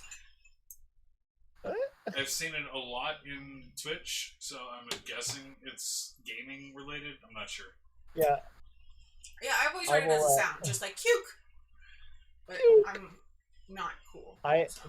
I'll pretend like you guys know what it is. I'll take the bullet for this one because I'm clueless, so that way you can learn. I'll be like, what does that mean? Because I don't do Twitch very often. Please tell me. And now you guys can be like, yeah, I totally knew that, but like you didn't know. Well, but... apparently it's an emote of some kind, I guess. I don't know. Oh, better Twitch TV. Yeah, we don't have that running on our chat right now. Got it. Okay. Russian. Oh no. Well, I don't. How long do we usually go in these streams? Like all night or what? What's the plan? The longest I've gone is almost 6 hours. No, I went longer than that. I think almost 7, but the shortest is usually 3. No, like well, 3 is about the like goal, and then we go from there. Okay. But well, I don't know how much. I don't know how much longer I can stick around. I want to hang out more, but like I also have some stuff I got to take care of. Yeah, but, if you have stuff you need to do, like. But this is a lot of fun, and I'm really excited for Tuesday. I hope everyone tunes in for Tuesday and learns a little bit about Yaku. I was hoping that like joining tonight would make it like less intimidating, if it's intimidating at all, and also just kind of like a nice like meeting the people who join all the time, and like that way you have friends in the chat when you're here on Tuesday, and you know. I've been doing improv and music and stuff for so long that I'm not intimidated by being online talking. Okay, but yes. Yeah, it's nice to meet you too, Hajime Mashite, and good to see you, both of you, and also Smeagol, who's currently asleep. But I'm gonna sign She's got off her toy. at this point.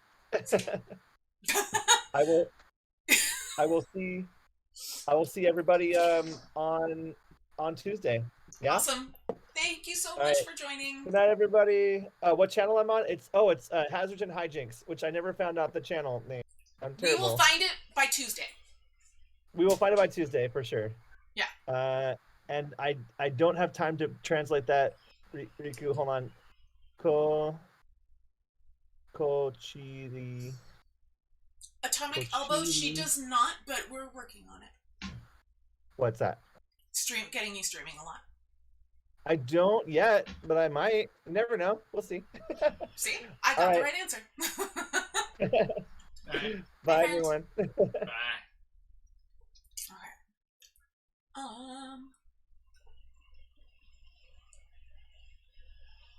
People Oh, we're talking about religion in the chat, and I missed that. Holly's the best. I adore Holly. Yeah, trying very hard to convince her to move out here. Alright, so we're gonna start this back up. Starting the musics. Yeah, apparently that stopped at some point. Okay. I'm not sure. Cool. How's the volume on the music, everyone? Please let us know if it's too loud or anything. But I'm curious what the discussion about religion in the chat is. I missed the beginning of it.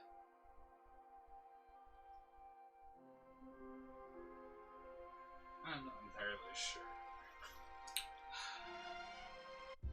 I'm just not getting Audie's right eyebrow.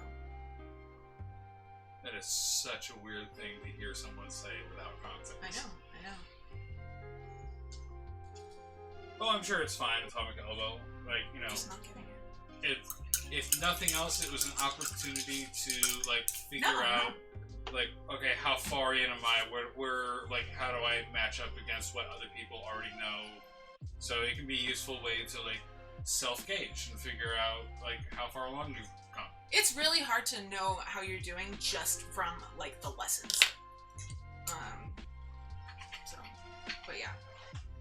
I have not restarted doing the language learning after my streak ended. I still haven't recovered from that. No. After 3 weeks is really good. Yeah, totally.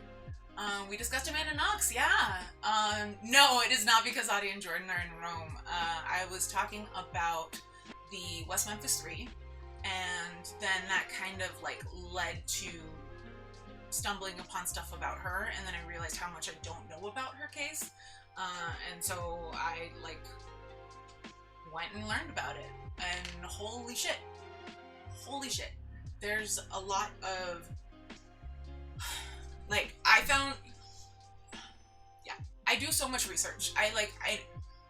I will read, watch, listen to whatever I can possibly find. Audie and Jordan are other streamers who are currently on vacation in Europe, and they're in Rome right now. I did the Rome episodes for them, and Audie is this Funko that I've been working on. This is Jordan. He's almost done. So, and then this is Bea, the dog. A very good dog. Now, Amanda Knox did do a Netflix special, and it's really, really good. I definitely recommend it. And it brought trolls, yeah! We got a Paige Lars impersonator trying to insult me. Figuratively counting the hours until Friday.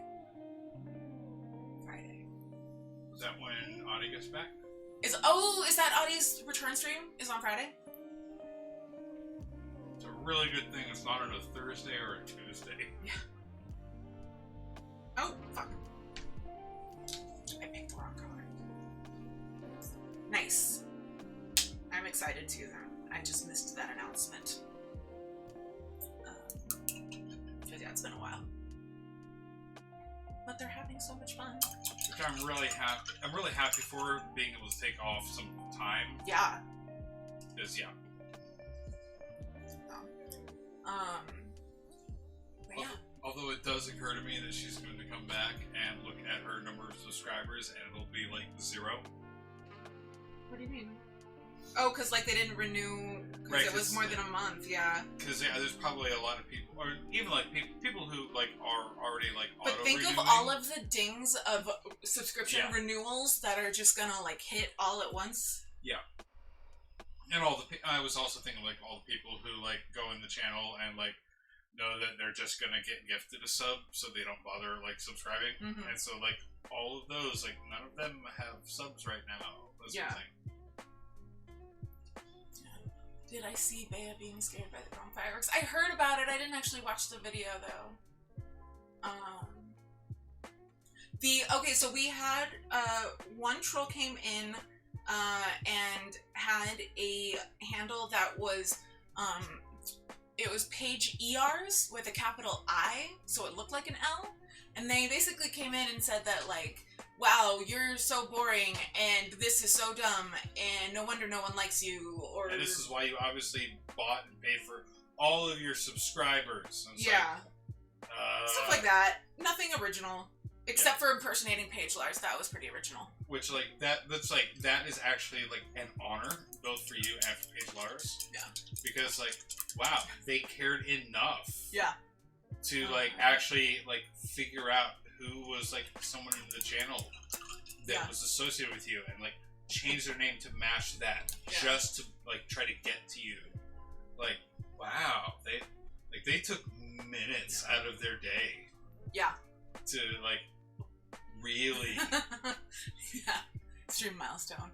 I agree, Andrew. She is inhumanly talented. It's ridiculous. And it'll... Yeah. Definitely. I had a good laugh at that troll wasting their time. That was so funny. Like, it was just so like, oh, a new Paige Lars? That's not Paige Lars. Like, and everyone called them out immediately. Like there was not even a second. Like, it was very funny. But yeah, I found an interview with an FBI agent who, like, worked with her when she was exonerated. And the information that he has that, like, I didn't see anywhere else. Like, in all of the research I was doing and everything, I didn't see a single thing mentioning any of this. It, like, blew my mind completely. And so that was a whole rant on Thursday about that. But I feel like I did a really good job on Thursday, not immediately jumping to the, like, crazy shit and, like, building to it. Like, because I really just wanted to just talk about the crazy shit immediately, and I was holding back. I hope you like it. I think it was a pretty good episode, honestly. Oh, yeah.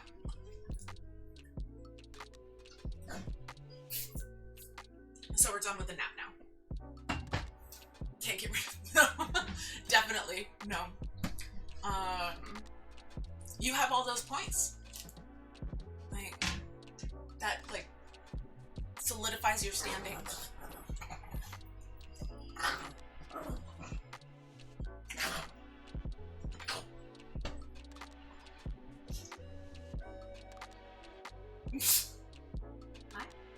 Oh, Andrew, that is exactly what the FBI is. So, that's... They are. The CIA is definitely significantly worse.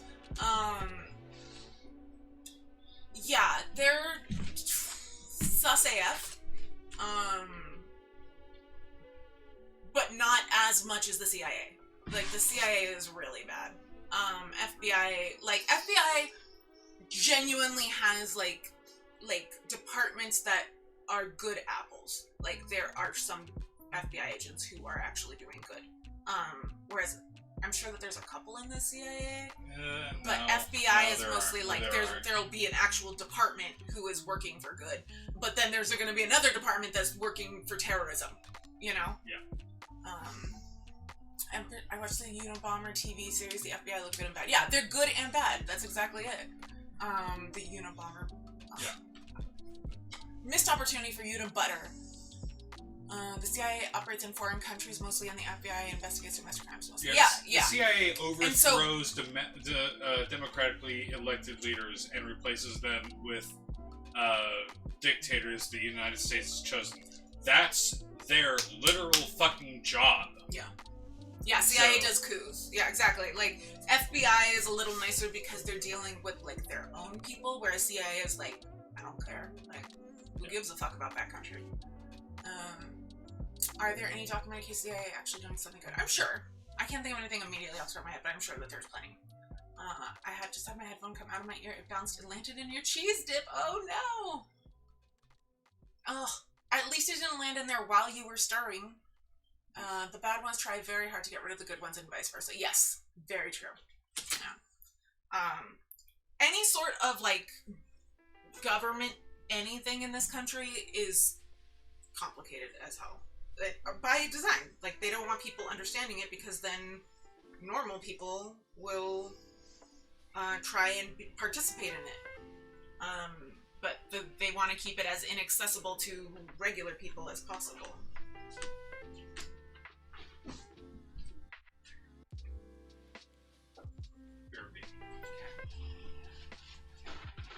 Alright, it's just you and me.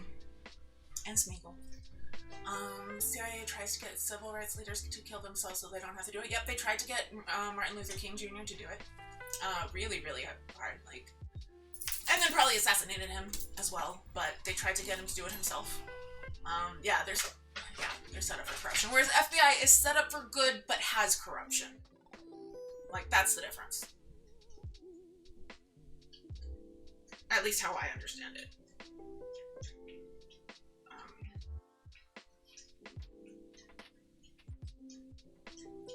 Okay, I'm just about done with Jinx Funko.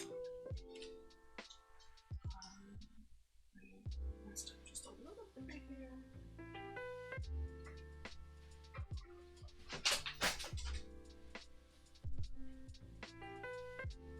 But okay. Which one was Hoover's FBI? The FBI building is called the J. Edgar Hoover Building in DC.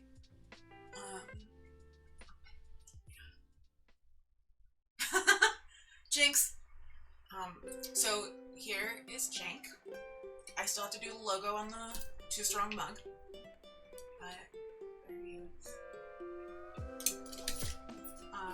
Was it Hoover? Crossdresser. There's he at least like, that's the thing. It's one of those things where it's like, I don't know how much is true and how much is them trying to, like, smear. Because that would be a smear back then. That one's your fave now? Thank you. I'm pretty happy with this. Started out as Michael Scott, can you tell? I completely redid the entire top of the head. So let's see. So I have now, here are the ones that are done. So there's Bea's here, all done. Jank is almost done except for the mug. Here's Brett. Here's Brooke.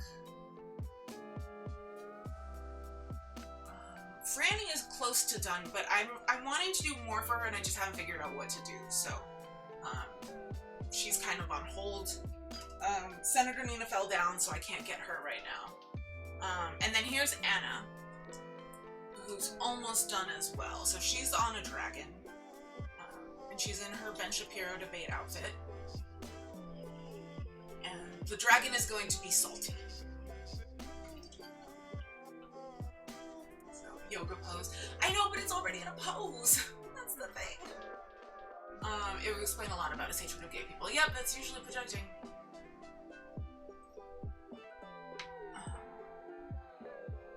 But yeah. So, right here. This. Yeah. Okay, I gotta think of something to do for Franny. I kind of forgotten about the whole... I remembered Anna being banned from the chat, but I didn't remember who did it. So that was really funny, having you outed like that. For thinking that she was impersonating herself. Clyde Tolson was Hoover's boyfriend. I have never heard of that. Interesting. Oh, I can take this out now. Oh, thank God. Oh, my ear does not like ear pods. So it is called Mrs. Tolson. Who was it? Which president was it? There was a gay president already. Who was pretty much out. Buchanan? Maybe? But he had his partner who lived with him in the White House. And Andrew Jackson called them, Miss Fancy and Aunt Nancy, I think, something like that. Agent Coulson, that's funny. Ooh, his #1 FBI agent. Ooh, that sounds steamy. Ooh. Gotta write some fan fiction. And it's always cool and funny. Lincoln was not gay, as far as I know, and I've done a fair amount of research into Lincoln, mostly the end of his life, honestly. But, as far as I know, that's just people making shit up. I do like that Hoover died before he found out who broke into the FBI building and stole the documents on how he found out about civil rights leaders. Yeah, fuck him.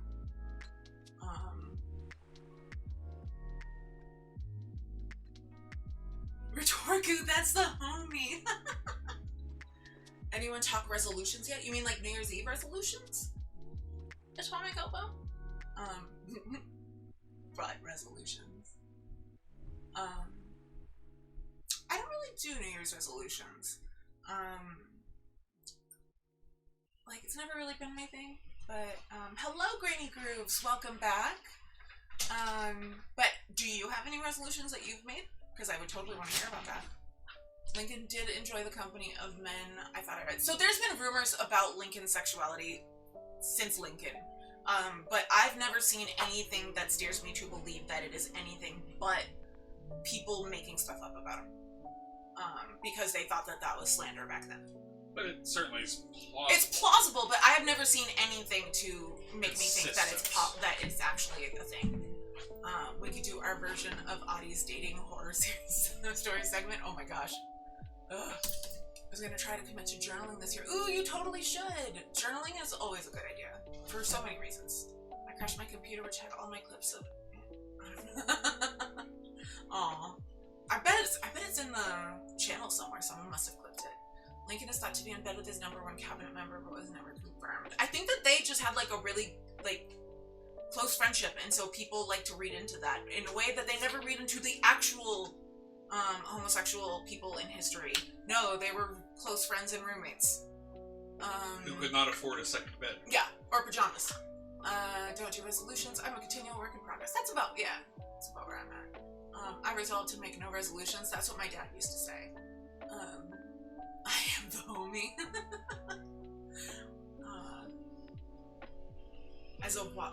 Personally, I think of myself as a walking hot mess.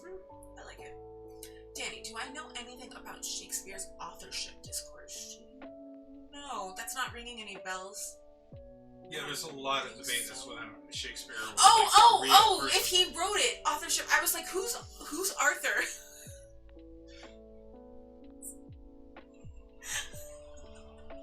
Yes, I know about did he actually write him? I'm so sorry, that's so funny. My brain, I don't know.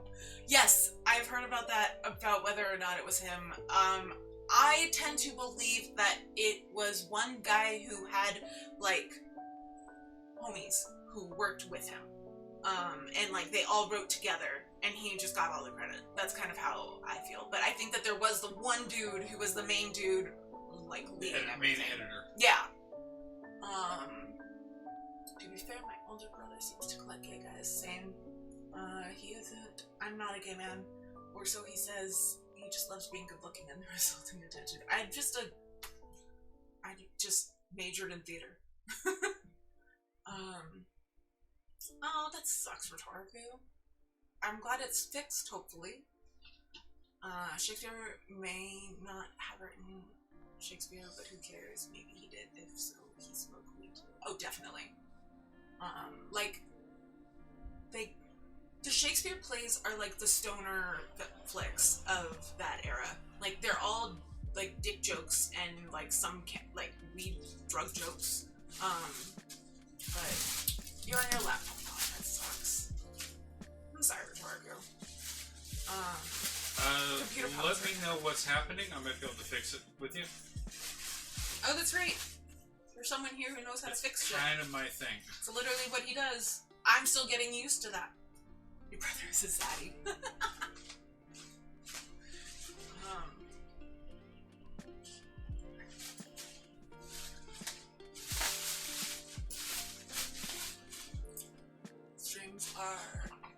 Streams are art.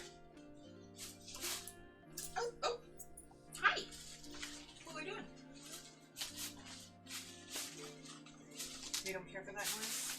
Yeah, I know, it's very suspicious. Oh. It's okay. It's okay. It's okay. I made it go away. It's all gone. Wanna go back? No, you don't trust him anymore? I wouldn't either. Another resolution is I'm going to try to renew my coding skills. Hey Brian, you want to talk about what you do for a living? Yeah, that's basically what I do.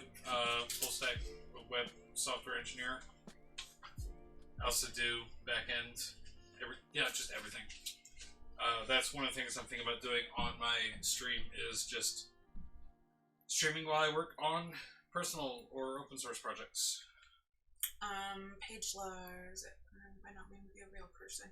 There is, some people do think that Shakespeare is not actually a real person. I'm saying that I believe that he is one person and he did most of the writing and editing, but he had other people who worked with him, which would explain the slightly inconsistent styles that pop up occasionally. The other part about it is, like, when you say he wasn't a real person, it was someone else who wrote all of it, it's like, okay, then he is a real person. That's true. He just had a different name. Like, it's an interesting debate as to what the meaning of identity is in the first place. So it's kind of a complex philosophical question to a degree. Yeah, that makes sense. You gotta earn her trust back. No. It's okay. She has to learn to trust again. You caught a Brian stream last week. Awesome. Yeah, he's just streaming randomly. Like when he's working on stuff that he's like, this could be fun to stream. Look at that, you have fans. Hooray. He was an actual guy though. This time was very. Yeah, like I don't think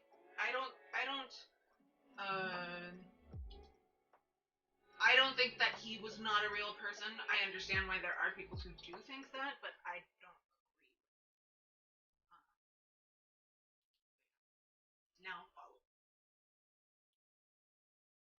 We might lose some frames while I turn off some back-end services that have been left running.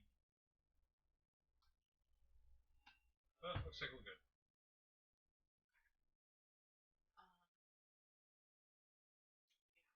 Elizabethan era is interesting. Like it was like a mini industrial revolution kind of in her reign. And she's the horrible thing that Anne Boleyn did that got Henry to murder her was give birth to one of the greatest monarchs of England's history. I have very strong feelings on Anne Boleyn. The first stream I did on here was about all 6 queens, but mostly Anne Boleyn.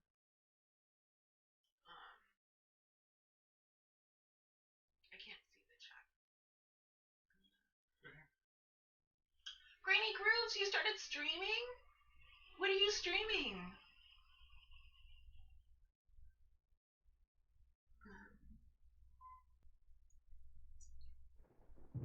Are you streaming art? This tutor stream. Did you watch the tutor stream Atomic Elbow? It was a long time ago. Or it feels like a long time ago. I had no idea what I wanted to do on here yet. Still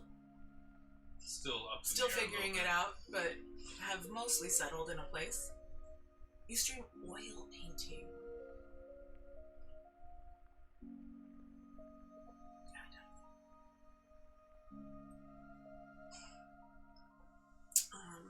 Oil painting, I do mainly pet portraits and impressions landscapes. That's so cool! I'm totally gonna watch you. Now following. Oh, awesome.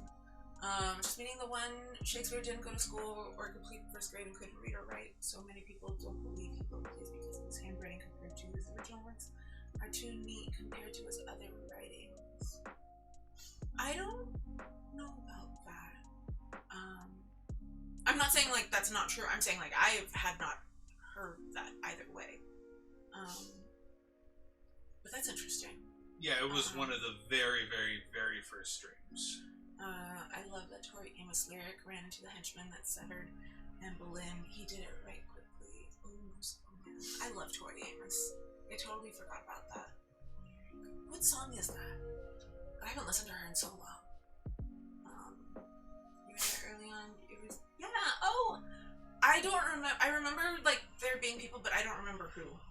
So I'm really glad that that you were one of them. Thank you for being there right from the beginning. We'll definitely come and hang out at Grain Brews. We love Euripides, and he definitely mixed a lot of shit from the classics. Cornflake Girl. Cornflake Girl is a really good song. I'll have to re-listen to it now. Boys for... Fucking...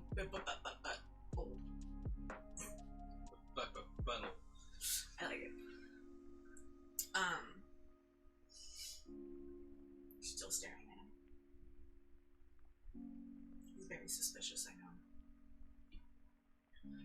I like to think she's not scared, but just like, I wasn't expecting that. Now I have to reevaluate things. I really like her song "Programmable Soda." It's a really good song. I listened to like there was like a mini phase where I just listened to a lot of Tori Amos and Annie DeFranco. I will try and find the video that I watched that talked about his handwriting and stuff. Yeah, please, thank you. Cause yeah, I would totally want to look into that. I try not to like talk like I know what I'm talking about stuff that I don't know, you know? And I don't like having debates on subjects that I'm not like really comfortable in. Can I send me? Yes, thank you. Thank you, Jess. It's Tallulah on Boys. I will definitely listen to her again. It's been so long. That was like end of high school, I think, is when I really listened to them. It's just forever ago because I'm very old. Who trusts Trenchy? Very few people. And no dogs. I can't believe it's been 30 years since Bill Earthquakes. Wow. I was not old enough to appreciate it when it came out. She's decided to trust stealing things from me again. You're a good girl.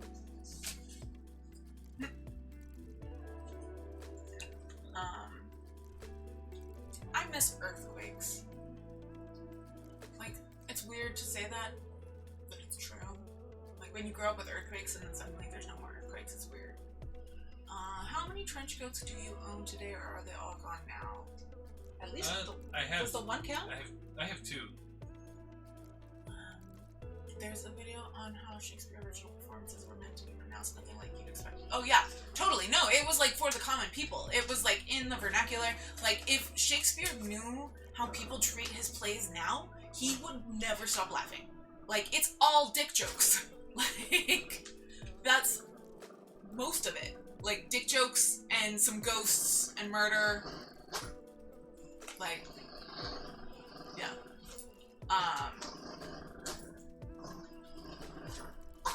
Like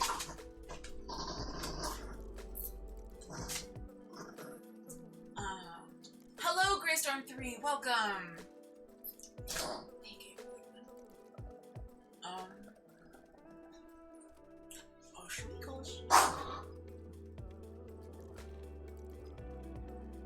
What are you gonna do?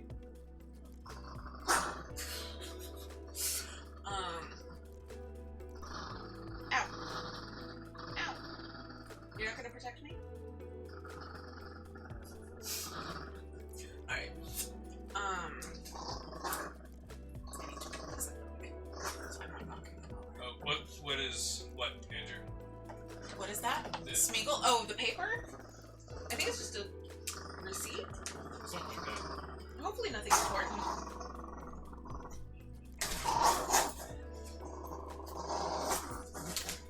Look what it is. Hold on. Do you really need to get a room? Brian and Smeagol agreed. Oh, it was I think for that. It's definitely a receipt. It says Venom.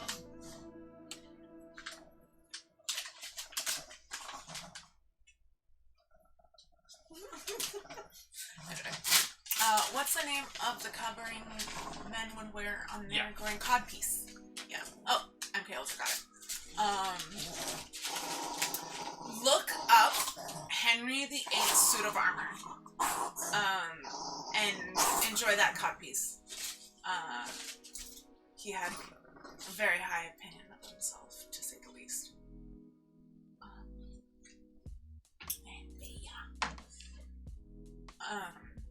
But yeah, he has a couple suits of armor on display at the Tower of London, and the codpieces are ridiculous. Another thing that they used to do was the shoes. So you know how, like, it's not the same era necessarily, but is that the erect codpiece? There is one that looks extremely like this. That's how it's shaped.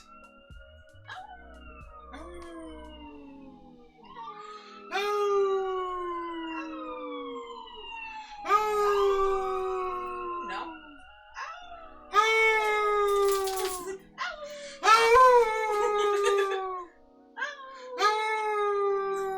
The tail's hitting me. Okay, not that time. Gotta build up to it, I see. Oh, it's the receipt for that thing. Yeah, it's fine. That's one place you've never been. I want to go to the Tower of London so bad. Like, I want to just spend an entire day there.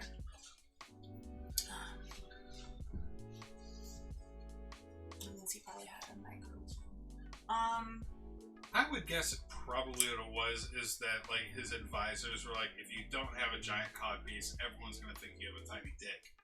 He's like, but I don't, or I do. Either way, they're like, yeah, but still, people are gonna think that if you don't have a giant codpiece. I don't think so. It seems like something that he would have done on his own without anyone needing to tell him to do it. That's possible too. The woo reverberates across the whole American continent. That's the 101 Dalmatians sequel. Like, there's an actual sequel to 101 Dalmatians, the book, and I've never read it, but apparently it's fucking weird. I think it's called the Twilight Hour, the Barking Hour, something like that.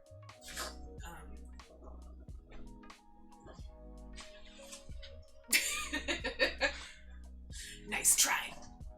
Fashion is such a weird thing, indeed. Oh, so another equivalent to the codpiece used to be shoes. It's actually. If you, I don't know if we can make it so they can see it, but like it looks like her mouth right now.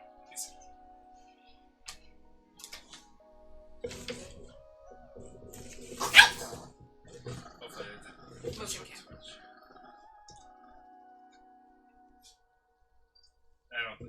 It's already Not working. But yeah, she had it such that the paper looked like her mouth. So you know, like the old, like medieval, like curly shoes that dudes would wear. So those became a symbol of how big your trunk was, and so they would become ridiculous. Like, they wound up having to pass laws about how long you could make your little shoe toe piece, be, because it was becoming a hazard, and people would have to like tie them to like their legs and stuff. What show is Find Your Penis for $1? Oh, I don't know that one. Sounds very British though, except the dollar part. And so it goes the old saying, the bigger the feet. Yeah. So that might be where that originates. Who knows? Neat. She's intense about this paper. I bet she's like gotten over the plastic. Shoes looked like skis. They totally did. It's true. Like they got absolutely ridiculous. But like, fashion has always been ridiculous and weird. Like, people are in the future are absolutely gonna look at the shit that we wear and find it bizarre. I mean, like, just look at the early thousands, the early aughts. Like, in the 90s, good lord. I feel like the aughts got weirder than the 90s. I mean, they were both extremely weird, but I think that the aughts just barely won. I mean, Janko jeans were just bell bottoms 2.0. Yeah, pretty much. Tell me I'm wrong. So, yeah. Just goth bell bottoms. That's my hot take for the week. Janko jeans were just goth bell bottoms. You're gonna get us banned with your hot takes that are so controversial. Okay, you let go of the. This is a USB cable, sweetheart. Yeah, you can't have that. No, not the USB cable.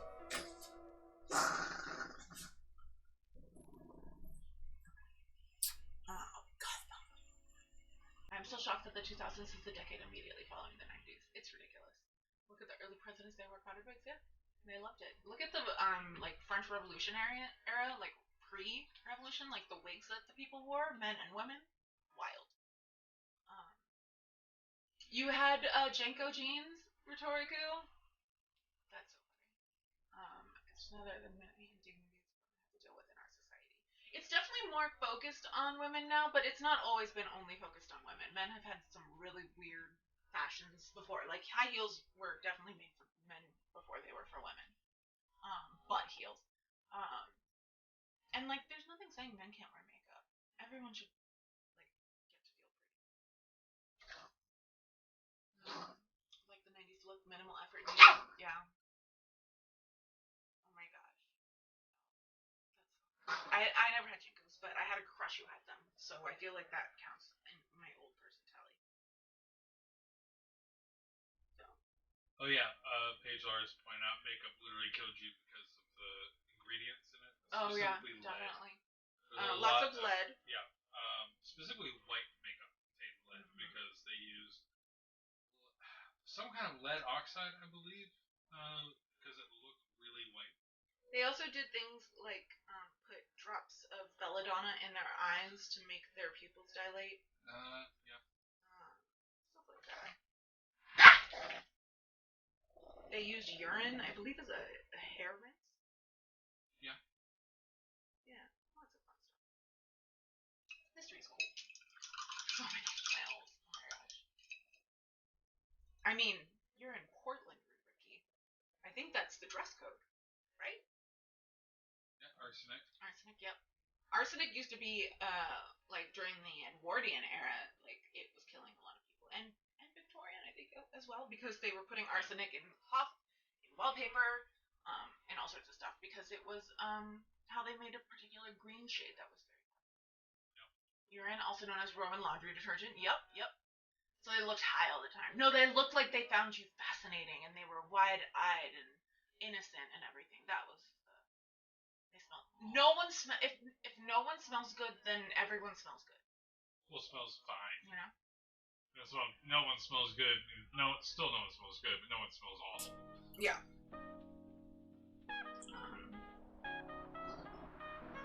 I also found out that the amphorae that the Romans used contained like lead walls, and where it didn't contain lead walls, they used very, very like minute amount of lead, like lining it. And the reason for that was actually not because sugar of lead, which is a real thing that exists. You can make an ultra sweet tasting substance out of lead. It wasn't because that made the wine sweeter, because it only contributed like 1/200th of the sweetness to the wine, so it wasn't even significant. But the reason they use it is it prevented, because they were using lead, it prevented like copper oxides, which tasted foul. So basically, we've got to put something in here for it to cause oxides to grow. Lead makes the kind that doesn't taste awful. We use that. So yeah. Yeah, makes sense. It's the law in some southern state. You must bathe 1 time per week. I don't think that's Alabama. That is an infringement on my rights as an American. Trusty was crusty? I don't know what that means. Trusty flannel is a must-have. Compounds of mercury medicine. Actually, interesting enough, mercurochrome, which was still used in the late 80s, possibly they early 90s. They reference it in the musical Rent. Okay, yeah. So, mercurochrome, probably not as bad as like we might expect. Definitely not good, and we should use something else, but it wasn't like truly awful like we think of mercury in general being, because that particular chemical, that particular molecule wasn't highly toxic. And yeah, radium was just used fucking everywhere. Did I do a stream without the radium girls? I think so, yeah. I'm pretty sure I did. Radium was just fucking everywhere. There was like radium water. Yeah, it was in everything. And because actually, they thought it was healthy. And after a long time where everyone has like gone, okay, apparently radiation is just fucking awful, we need to avoid it entirely in all situations, they're actually finding there are very rare circumstances where very small exposure to radium can actually reduce pain in some conditions. I mean, it's a cancer treatment. Yeah, but like they're using it for they're using radium as a way to reduce pain for certain people, and they're finding that it does appear to work, probably, maybe. And then there's also the theory of radiation hormesis, which is basically if you don't let people... the volume shouldn't be very low. It should be relatively high. Let me check. Oh, the Tick Tick Boom is the musical that Jonathan Larson was writing when he died on the opening night of Rent. And they wound up putting it together and doing an off-Broadway production. It's really, really good. It's a fantastic musical. I haven't watched the... is that the movie that just came out with Andrew Garfield? Like, they just made a movie of it, right? Is that what you're talking about? Because I know that showed up on Netflix, but I haven't watched it yet. They also sold cigarettes as healthy. Yep. We are a little bit further from the mic, but not much further than we are normally. Let me just validate something real quick. Okay, yeah, that's the right one. Is the volume low for everyone?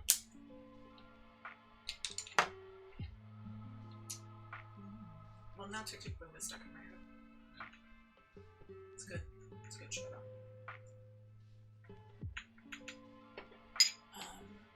That was a series. Yeah, I haven't watched it yet. But I love the musical.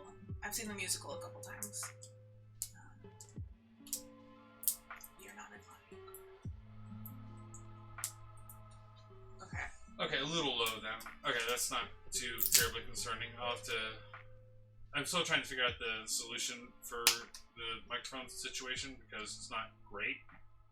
The situation we have now is just better than what we had before. Yeah.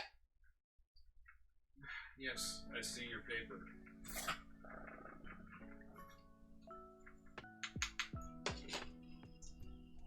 Yeah, that's probably true. We don't want it too loud when Smeagol decides to lose her mind. That's over true. Paper.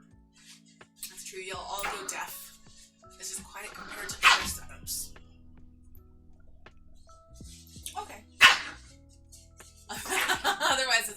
sci-fi users, yeah.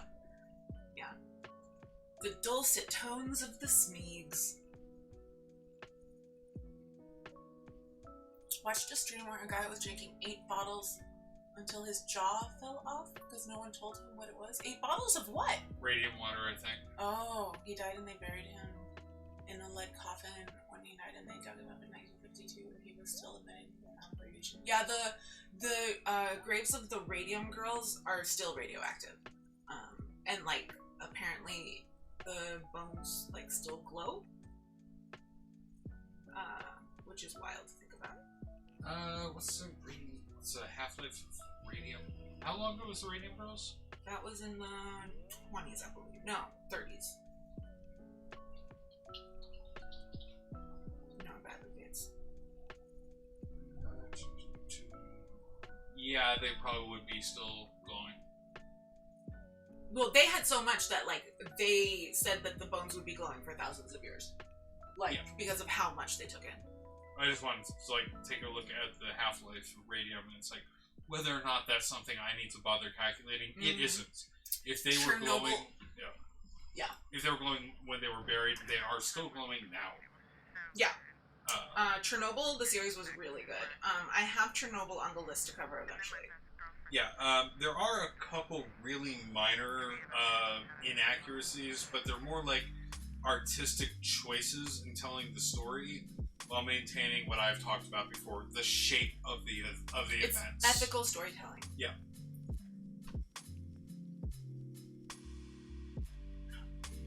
Yeah, the half-life of radium-226 is 1,600 years. Yeah, it's gonna stay radioactive for quite a while. So, does everyone know who the Radium Girls are? I just realized that people might not know who they are. But say what you're saying while they answer. Well, I was waiting until you were done doing that, because that's actually, like, what you're doing there is the loudest thing on stream. Oh, sorry. Yeah. Oh, you don't know what the Radium Girls are? Okay. I will talk about that in a bit when you're done saying what you're saying. Well, it's just, because the half-life of radium is so long, like, I wonder how much of what the Radium Girls went through was actual reaction to radioactivity, how much was just strict chemical toxicity. Because radium is chemically toxic as well as being radioactive. MK Ultra can date themselves if they want. I think self-love is important. Story time. Yeah, okay. So the Radium Girls were a bunch of girls who were working for a watch company in, I believe, the 30s. And at the time, radium was seen as like the new miracle, like, not elixir, like, it was used in everything. Like, it was in medicines, but it was also in like face creams. It was in like, just it was everywhere. And like used for decoration, used for health, used for just whatever they could possibly think of, they would use it. And so this watch company used it to make the watch dial and the numbers glow. Yep, for watch faces. Yep. I think they now use tritium instead, which is actually much safer, even though it's got a really short half-life, because it's just not very, because it emits alpha particles, it's like doesn't cause as many problems unless you breathe it in. Yeah. Rhetoriku, that's exactly what it was. Radium glows in the dark, so it's magic. So yeah, so they were told... Oh, it's beta for tritium. Okay, yeah, I just remember they use tritium now. Sorry if the brush noise is really annoying now. It's not as bad, of course, and sorry if anyone's... Just let it through. Anti-psychiatry sociologist. Speaking. Okay, sorry. It's not as bad, of course, and sorry if anyone's an anti-psychiatry Scientologist in chat, but I was a psychiatric nurse for 9 years. I injected people in the ass with brain-altering chemicals based on the dopamine hypothesis of schizophrenia. And nearer to the end, they decided that was all wrong now. The MDA psychosis theory is all the rage. We give people drugs to change their brain chemistry, and ain't got a fucking clue what it's doing. Yeah, pretty much. No, I say that as someone on comments. Safer as we know it now. Dun dun dun. Yeah. So they were using the radium paint to make the watches glow so that they could send them to soldiers and they would be able to see them, like, anywhere. And, which overall, good plan. Yeah. And so what they told the girls to do, because they were all girls working there, and I do mean girls because they were very, very young mostly, like, they just all happened to be young and attractive women. Who would have seen that coming? It turned out redoing the faces. Easier for people to hear. So would they have to deal with, like, the radioactive material Atomic Elbow when they're restoring them? My joints are the age of 70 or 90-year-olds, depending on the area. Same. Yeah, that's gotta be really 70 or complicated. 80-year-olds. Okay, so the girls had to do, like, very, very tiny painting on the watch dials, and so they were told that what they needed to do was lick the brush to a point, then dip it, and then paint it. Like, that's literally how they were instructed to do their job. And he also worked in the mental health services, albeit as a PT. Totally get what you're saying. Psychiatry is such a young science. Yeah, for real. And progress in understanding neurological processes is slow. So, yeah,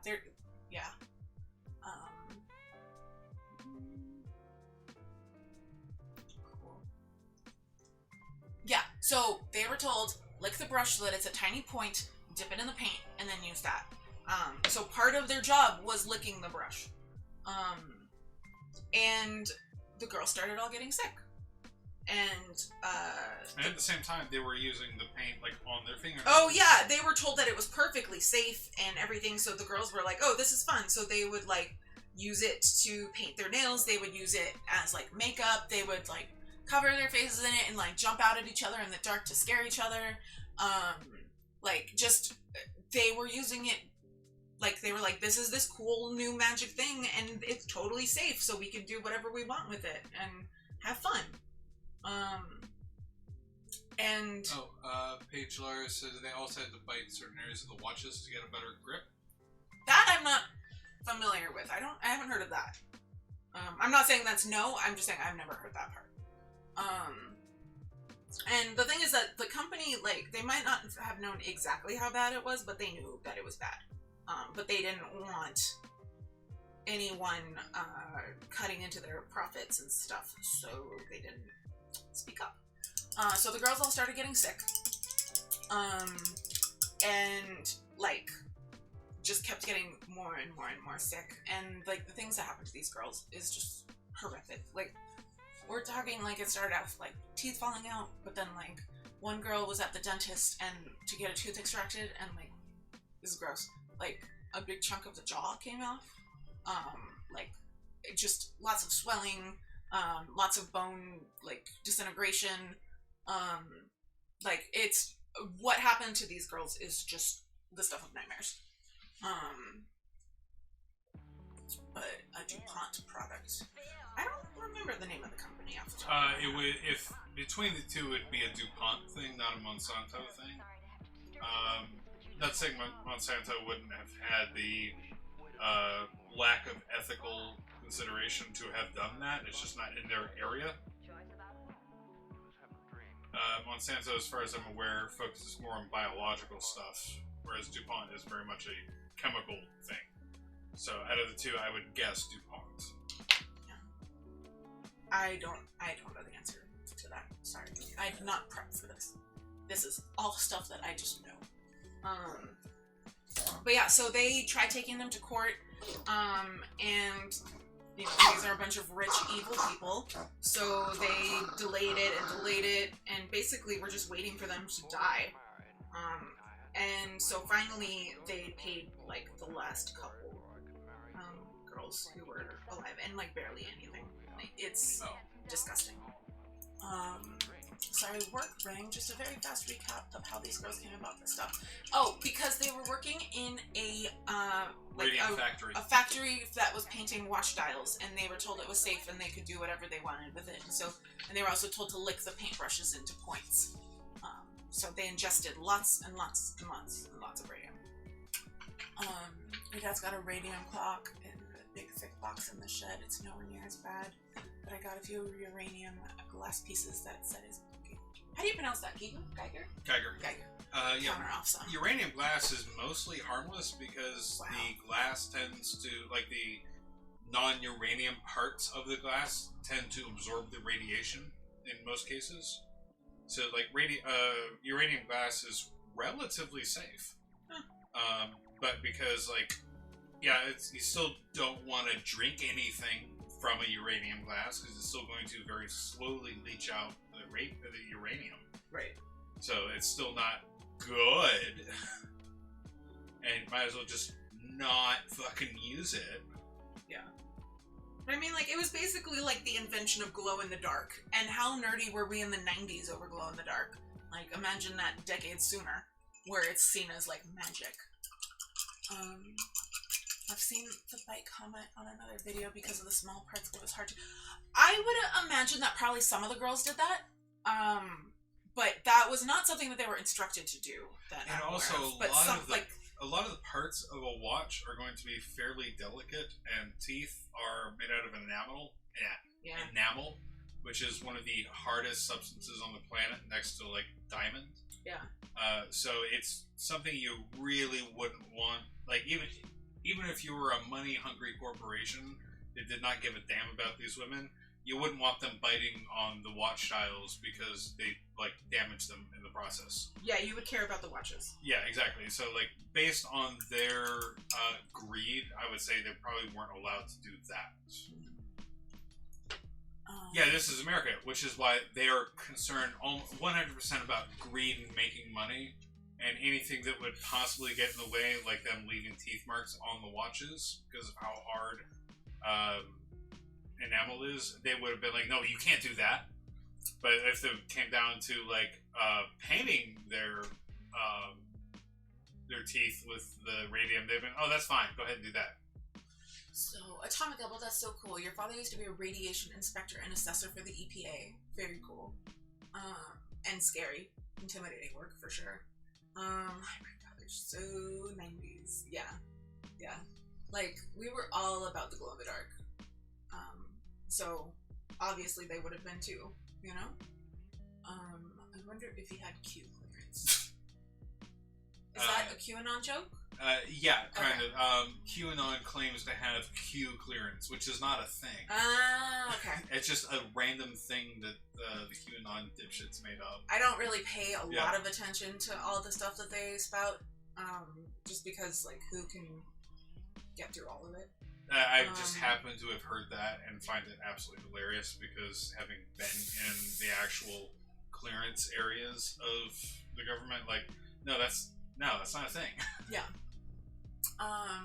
Handprints on hypercolor t-shirt. Is that the one where it was like a body temperature? Yeah. Thing? Yeah. Hypercolor only worked inside at room temperature. Yeah. I forgot to mention that the uranium enrichment in Hanford, Washington was for nuclear weapons. Huh. Fun. Yep. Change color temperature.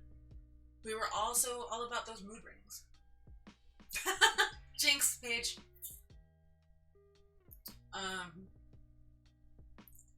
But yeah. So that's Radium Girls. It's really, really sad. There's a pretty good movie about them that I watched not too long ago. It might be on Netflix. They definitely changed some stuff, but in general, it was good. What used to be Atomic Energy Commission? I hope you don't take offense, but Brian's a sciencey geek. You're a history and arty one. Oh yeah, absolutely. Give you old school Cockney accents, make you 30 years older than your parents. That's funny. I'm flattered. Yeah, no, it's really funny because like our brains work extremely similarly in some ways. That is possible that it's DOE classification, not DOD classification. I am only thoroughly familiar with Department of Defense classification levels. So it is possible that it's that, but based on like all of the nonsense idiot stuff from QAnon, like that that still tracks, and they'd be like, Q, that sounds really freaking cool. Yeah.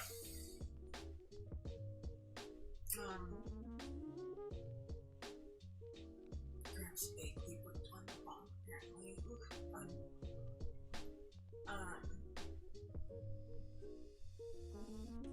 Reggie knows it apparently. That is technically true, and also not even remotely true. While I obviously can't tell anyone the actual, either of the two actual secrets I know, I can tell you that both of them are pieces of information you would arrive at as obviously the case if you ever thought about it. Because I don't want to go to prison.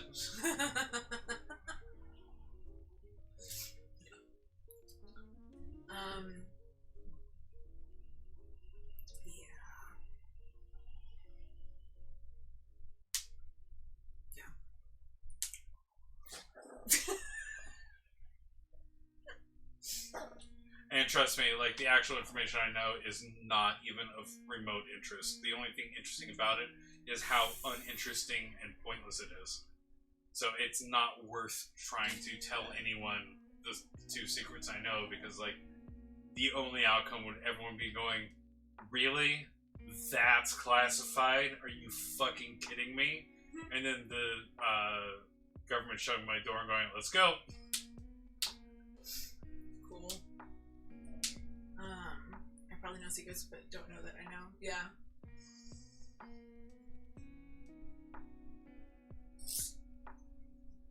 So many, like, paternal engineers here. Yeah. My dad is also an engineer, or was. I don't think I can just Indian food according to memories. That might also be the brownie waffle iron. According to my butts. There's American bases not far from here. I dated this guy from Buffalo who worked in intelligence, and he knew shit he couldn't tell. I was fascinated, but of course never worked out. Yeah. Yeah.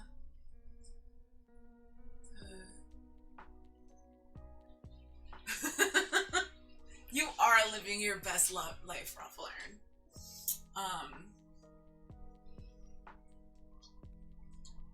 That's wild. Yeah, I know that my dad has gone in, like, bases and stuff and worked there, but I don't know anything about it, so. Obviously. But living. That's wonderful. Best live butt. Yeah.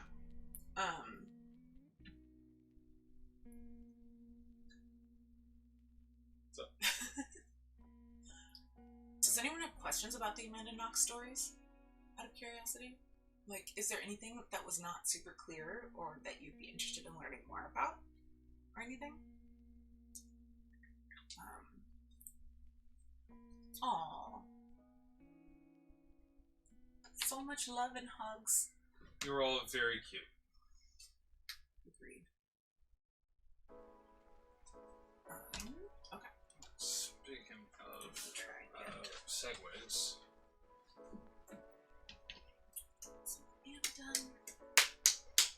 I don't remember the new poop theory, but it's probably unimportant. The new poop theory was that he was in the middle of pooping when Meredith came home, and that's why he couldn't flush, because she would have found out that he was in the bathroom.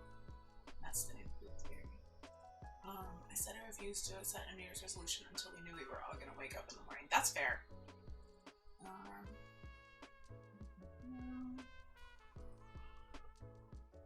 Standing Grainy Grooves. I talked about Amanda Knox this week, and there's a whole thing about a mysterious poop in the toilet at the murder scene. So we went deep in poop theory.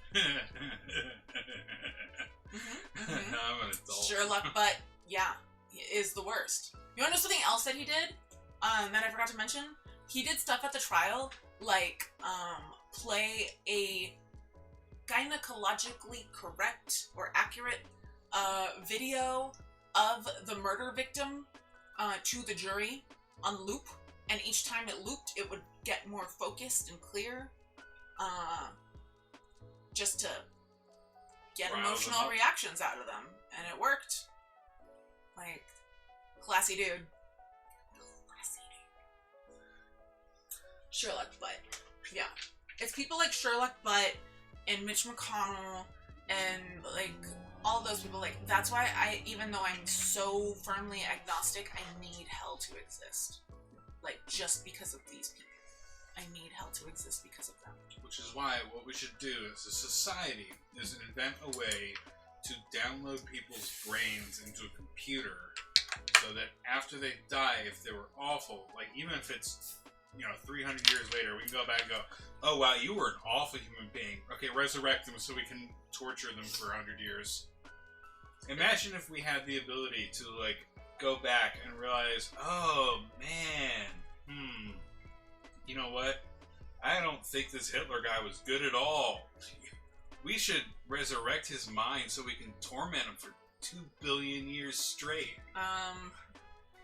Do we really want to be giving anyone any power to resurrect people like Hitler, though? Because you know that'll fall in the wrong hands. Oh, I know.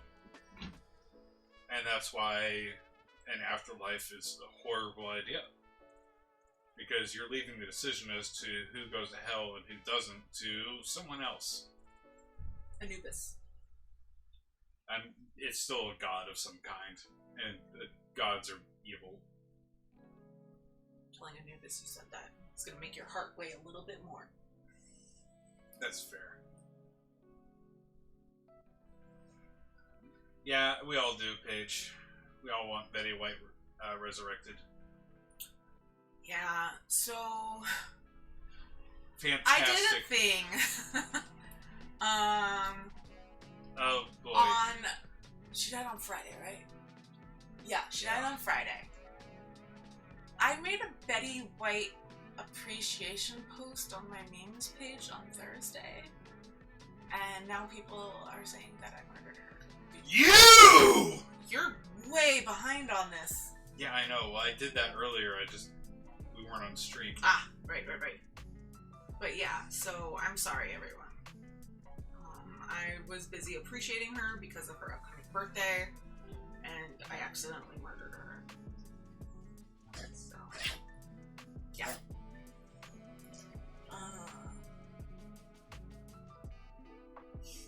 In the body of a gay frog. Oh, hello, Baron Kraken. I want that frog to then be in the musical The Book of Mormon. Because there's a whole thing about frogs in Book of Mormon. I need to follow the Facebook meme page. Oh, yeah. There it is. So you'll see the mini Betty White. I did post today some memes about how People magazine actually murdered her. Trying to, throw the attention away from myself and back to them.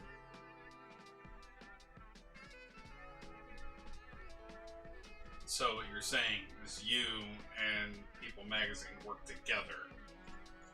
Together or apart. Yeah. But one of the memes that I posted today was like, you gotta admit, like, having a magazine dedicate an entire issue to you turning 100 and then dying before it hits the stands is like peak comic timing. Yeah.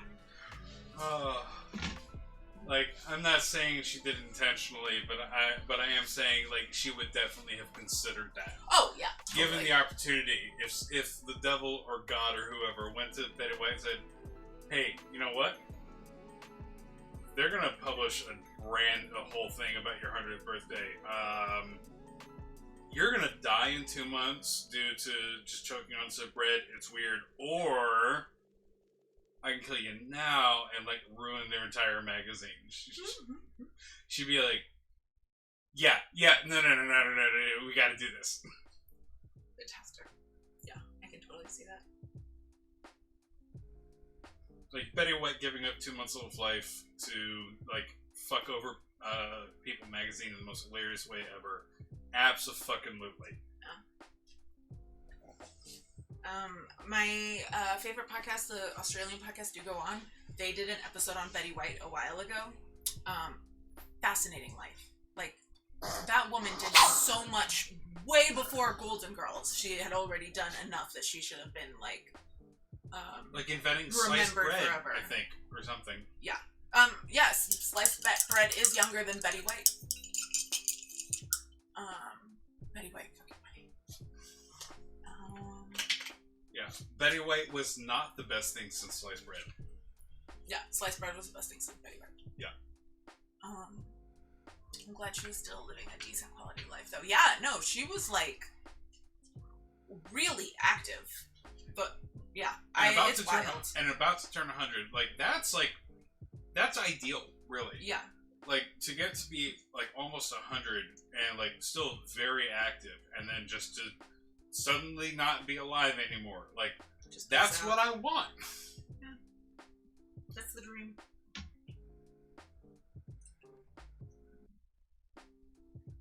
Yeah, I can't imagine there's anyone who would, like, in her situation, be like, no, I want to live another 15 years slowly losing my mind and being stuck and pissing and shitting myself.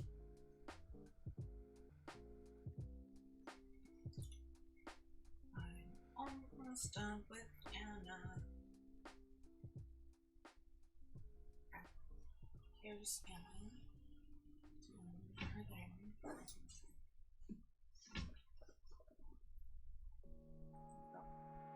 Perfect. It's a very never-ending story. Let's see. It's funny because I only saw TMZ have reported, and I'm like, I don't know if I believe TMZ. It said she died. Yeah, for real, 6 times already. Accidentally broke the news of Betty White's passing to bookmarks, and she thought it was a dark joke at first. I'm joking. Yeah, oof.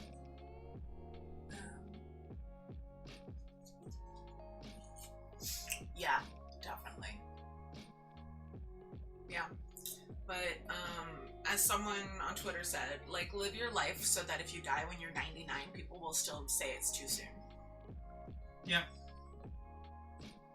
I like that one. Like, the math, like, my awareness of math makes me go, like, no, it obviously wasn't too soon. Yeah. Because, like, 99, damn. But people are still saying it. Yeah. And I get why. So, yeah. I would prefer a one-way trip to Dignitas in Switzerland. Yeah, that place is... yeah, my sister's looked into it, so I'm familiar. There's a really good documentary on it. I want to say it's like Dying in Oregon or something like that. It's really good. I watched it a couple years ago. I'm pretty sure it was on Netflix. But it was just like the stories of a couple different people who decided to die with dignity. And, yep. You know, like the journey that they took and how, you know, like it wasn't just like I think I'm just gonna do this thing. And like, why they wanted it. Like, it was basically like here's a way to educate anyone you know who thinks that this is a bad idea. Yeah. And it was really powerful.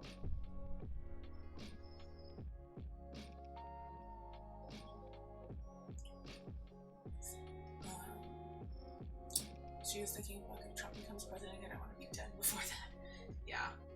She's like, I don't want to go through another election, please. Like, no more election years. Oh, this year's gonna suck. Yeah. But it's super cool how we know about it in enough time to do something about it, but we're not going to. Yep. America! Fuck no. They have those on Futurama. You can give dignity to an undignified future. I'm really pro-euthanasia. Some countries do it very well. Yeah.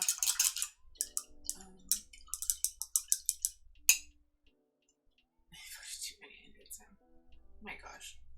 Like, imagine being 100, though. Like, the things that you would have watched happen. Especially if, like, you were born, like, late 19th century, early 20th century, like all of the things that you would have seen change and grow and like, yeah, because you would have been born like before planes and cars, and you would have died like 9/11 ish, you know, or now.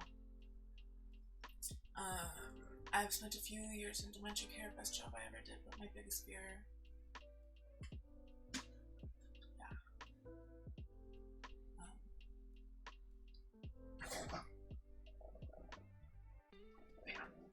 So, what else? I'm going to we need our explicit request from parents and partners. Agreed. My grandpa got to fight in 2 world wars and lived to see the fall of communism. Yeah, that's pretty rad. There are some states that have it legalized. Yep. Your 30s, you saw the internet before in the last. Yeah, I know. I think it's really cool. Like, I think my generation is gonna be like fascinating to future historians, especially like the older we get. Yeah. Like it's a really interesting generation to be a part of for sure. Like the first ones to grow up with the internet, but also the first ones to grow up with, or the last ones to grow up without the internet. Like we somehow managed both. Yeah. Probably going to be a leptic singularity. Yeah. Woohoo.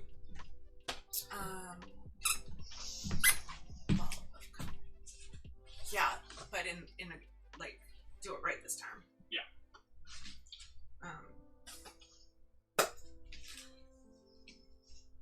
Yeah. Abolish all money. Okay. I need to turn this back on. Hello, my love. Could you give me a ginger ale, please? Yep.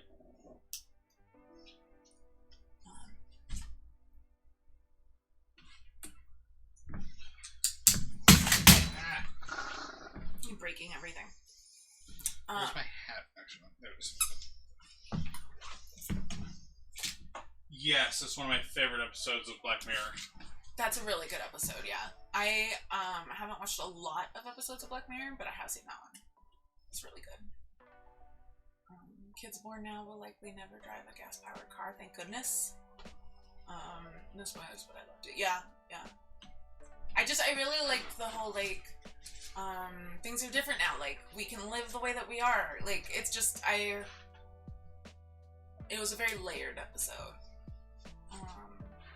My grandpa died at 93 and he hated it because he said all his friends had already passed and he was the only one alive, which makes it not fun anymore. My grandma said similar stuff.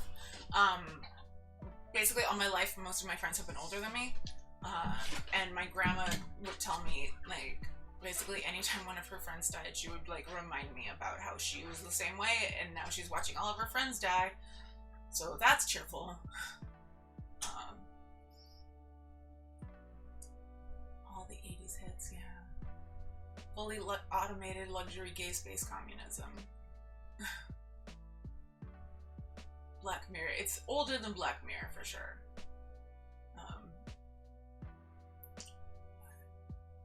Linda Carlisle. She's got a great voice.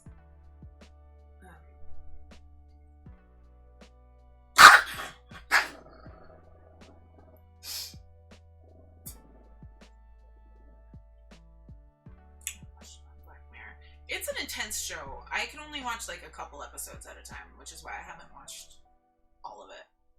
Because it's really, really well done, but it's a lot. These thoughts, they make me appreciate connections such as these. Green Groups, you are wonderful. Thank you so much for being here. I'm not sure what thoughts you were referring to, but we love you back. I find it super funny that Lords of Acid I sit on acid is now officially Grandma Grandpa music. Oh, that's weird to think about. Black Mirror is like watching a fascism simulator, so yeah, that's pretty much exactly what it is. And like, let me show you all the different ways that fascism can happen. And let me show you all the different ways that the future can super suck. And like, the one where like, everyone has points and there's screens everywhere. and like there's the singing competition. Like all TV is reality TV, and it's everywhere, and you can't escape it. That episode fucked me up. Like I did not like that at all.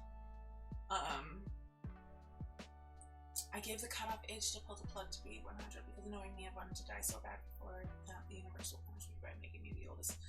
I've accepted that I'm not living to old age, and I'm okay with it. That's just not gonna happen. Like, nosedive. That was the biggest one. I have very specific things that will depress me. Like, and it's weird. So it wasn't.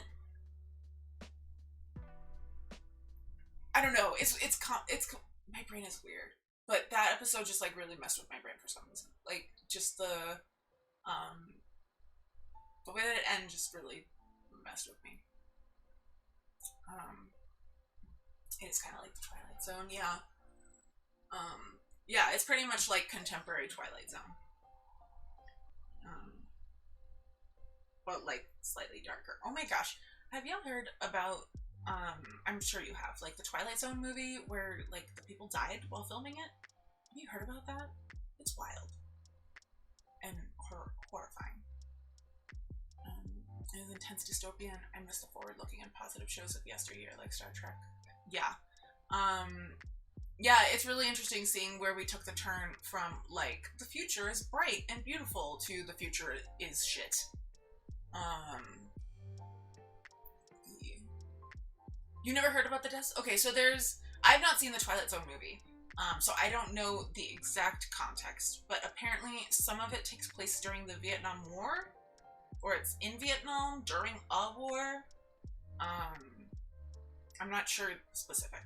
Have I watched Deep Space Nine recently? I live with two Trekkie nerds. I'm a Star Wars girl, like from a very, very early age. But my roommates and my sister are both giant Trekkie nerds, and so I'm very aware of Star Trek. But there's Twilight Zone marathon, and I haven't been able to walk around the house today without seeing it. The director John Landis should still be in prison. Yeah. So basically, I read about this a long time ago, so the details are fuzzy, but there was a scene where there's a guy trying to like run away carrying two children with him. I don't know if it actually made it into the movie, honestly. But what happened was like the director was so focused on making the stunts as like realistic and intense as possible that he didn't pay so much attention to safety. You've been talking about Star Trek all day. Oh my goodness, you should let Brian join in on that. He would be thrilled. I haven't seen the Twilight Zone movie, but I have seen the TV show. I used to rent 3 episodes. Ooh, fun. A guy died filming that. Yeah, so it's worse than that. So, oh yeah, Jennifer Jason Leigh's father. I forgot that was part of it. Like I said, I haven't read about this in a while. But they were filming a scene, and the director was like not paying attention to safety because of the shot that he wanted, and he was so determined to get this shot that he didn't care. And so basically there was a helicopter that crashed, and when it crashed in such a way that the blades fell, and they were in the middle of filming this scene where this guy is running away with these 2 kids under his arms, and the helicopter crashed and the blades fell onto them, and I think it decapitated the adult and the boy, but I think that the little girl had like just like turned to look and like slipped down slightly, so she still died, but not that way. But yeah, Jennifer Jason Leigh hates John Landis and said he never even expressed remorse. I'm not surprised. I would hate him too. Oh my god, like the way that he just was so irresponsible on that film shot. They filmed that at night illegally and without proper supervision. That's right. Yes, I forgot that it was illegal to be filming at night. They didn't care about safety. Like it was just like, I want to get these shots. There's another movie called Roar. Have y'all heard about Roar? I think it took them a long time to film it. Like it was over a decade that they were filming it. So I can't remember exactly when it was released. I want to say the 90s. In the footage you can see Vic Morrow pick up the kids and run because he knew it was coming and he tried to shield them. Yeah, this footage is horrible. I watched it once and oh my god, it's awful. I should look into the writers more. Actually, Season 9. I don't think he got charged with anything. He probably got fined. I don't remember the details. Who's that? The Twilight Zone movie deaths. Do you know about that? No. I've heard of it. I don't know much about Baron Kraken, you know all these things! Roar is a fucking nightmare with all those lions. Yep. There's footage. I don't know what made it into the movie, but the footage of the accident is available. You can find it easily online. Heath Ledger is super sad too. So let me tell you about Roar. So, Baron Kraken, do you remember the name of the director? I can't remember the name of the director. But he decided that he wanted to make a movie about lions and like jungle animals, and he wanted to make it as realistic as possible, and so he wanted to use actual animals. And he also decided to film with his entire family. And like I said, it took a long time for them to film it, like a decade. But they started by like raising the lions from like cubs so that they would be bonded and everything.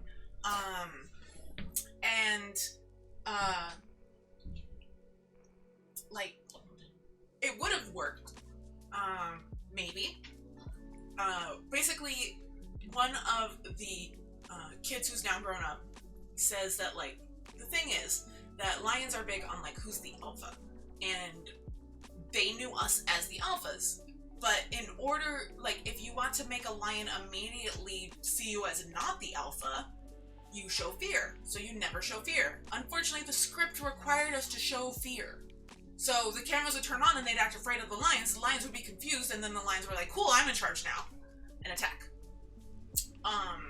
And, like, he actually used the horrible footage in the movie. Melanie Griffith is the daughter who was in the movie, and she had to get full reconstructive surgery because of a lion attacking her in a scene, and he used the scene. And on top of that, he didn't call cut because the scene was going so well. Lions will still eat you in the end. Yep. It was Noel Marshall and Tippy. Noel Marshall, that's right. And Tippy Hedburn, and they ran a lion reserve, so many of these lions were theirs. Yeah. Yeah. Yeah, Melanie Griffith. Yeah. She's had, like, reconstructive surgery on, like, her face and I think, like, part of her, like, scalp. Because of the lion that attacked her during the filming. Well, she was, like, early teens. I want to say she was, like, 15, maybe 14, 15. But, yeah, ask Carol Baskin's husband. Oh, wait, you can't. I sure hope that's one hell of a scene. Apparently the movie sucks. So, on top of all that, it's not even a good movie. I haven't seen it. I don't really want to watch lion gore. Like, I know that makes me weird. But, yeah, it's super fucked. It just tends to watch the movie because they have, like, 50 lions in a room with these people. Yeah, and, like, when you know that it's real and that people were actually hurt. I think that movie is specifically why now movies have at the end of the credits, like, a no animals were harmed thing. Actually, I think that's a different movie. No, that might be a different one. What's that one? Plus, it was just his general stance of not giving a shit about harming animals. Yeah. In a lot of movies. Yeah. And so they realized later on, oh shit, we gotta, like, stop doing this thing because it was a systemic issue. Mm-hmm. So, The Exorcist. Yeah, they weren't great about safety on The Exorcist set, although I can't remember a specific. Yeah, what's another one? I couldn't watch past the start. It's a brutal start. So what I would recommend if you want to look into the West Memphis 3, where it's not graphic, I would really recommend watching the docu-series. It's only 2 episodes. It's called The Forgotten West Memphis 3, and it was on the Oxygen channel. I just bought it for a couple bucks on Amazon, and it's a guy who's basically completely reinvestigating the entire case. And it is so well done. Yes, they were really, really, really bad at the Texas Chainsaw Massacre, Granny Grooves. Yeah. I did not know that Christopher Lyon was a lion tamer. Christopher Walken, you mean? What did I say? Christopher Lyon. That's funny. But yeah, so the Forgotten West Memphis 3. So this guy is re-investigating the case because, like, while the West Memphis 3 are out of prison, the little boys who were murdered, their murderer is still out there, Terry Hobbs. And so he's re-investigating everything, like, from scratch, and, like, doing the canvassing that the police didn't do, and the forensic work that the police didn't do, and all this stuff, and interviewing people, and talking to people, like, and one of the things that makes it very stand out is that he, is the only one that I've seen who blurs the autopsy photos. Like, when he is showing the autopsy photos to, like,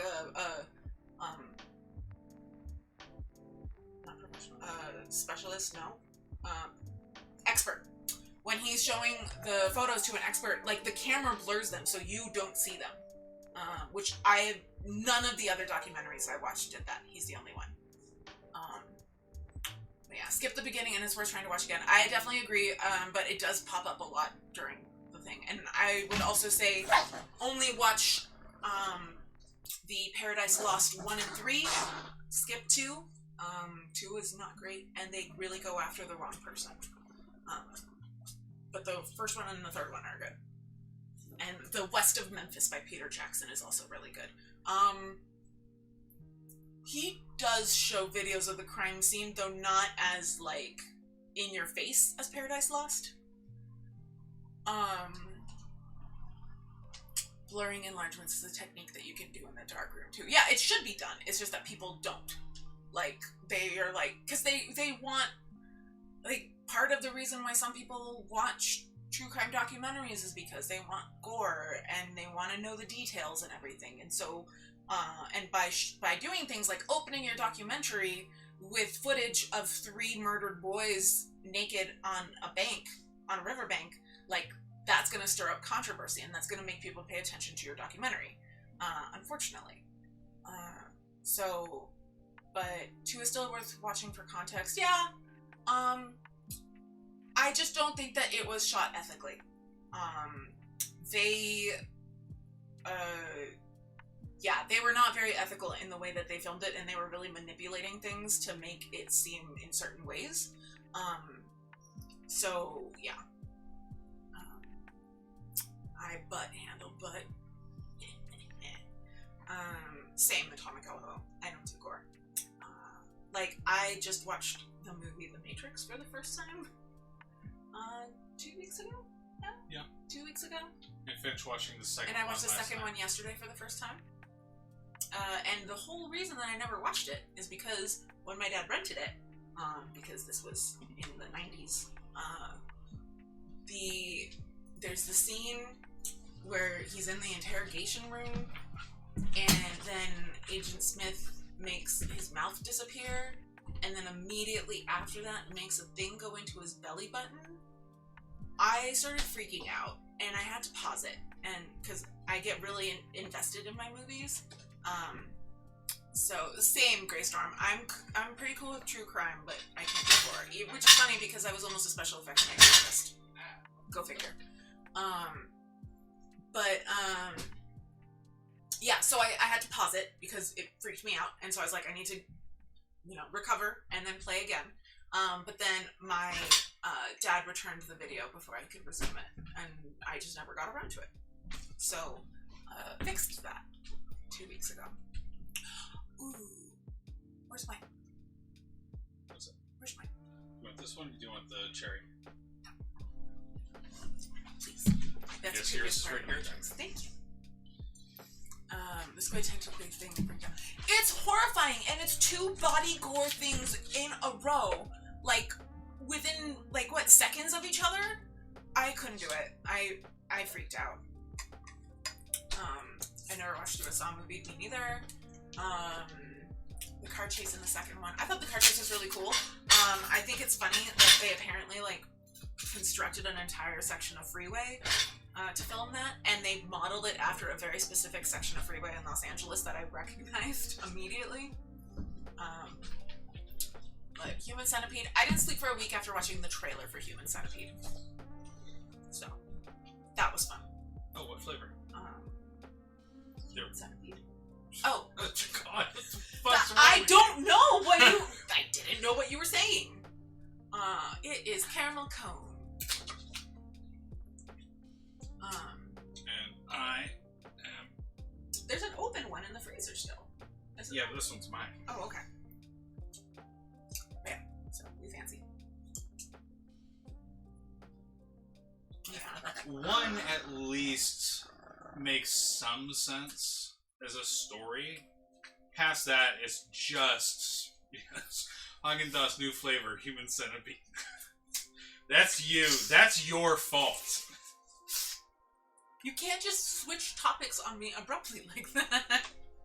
I just read what they said on there. So I've never seen any of the Saw movies, obviously. But I remember the second one came out while I was in high school, and all of my friends were gonna go see it after, like, I think we had like rehearsal or something for the show. Because drama nerd. You're right, Andrew. We don't use a U in flavor because we spell things the way they're said.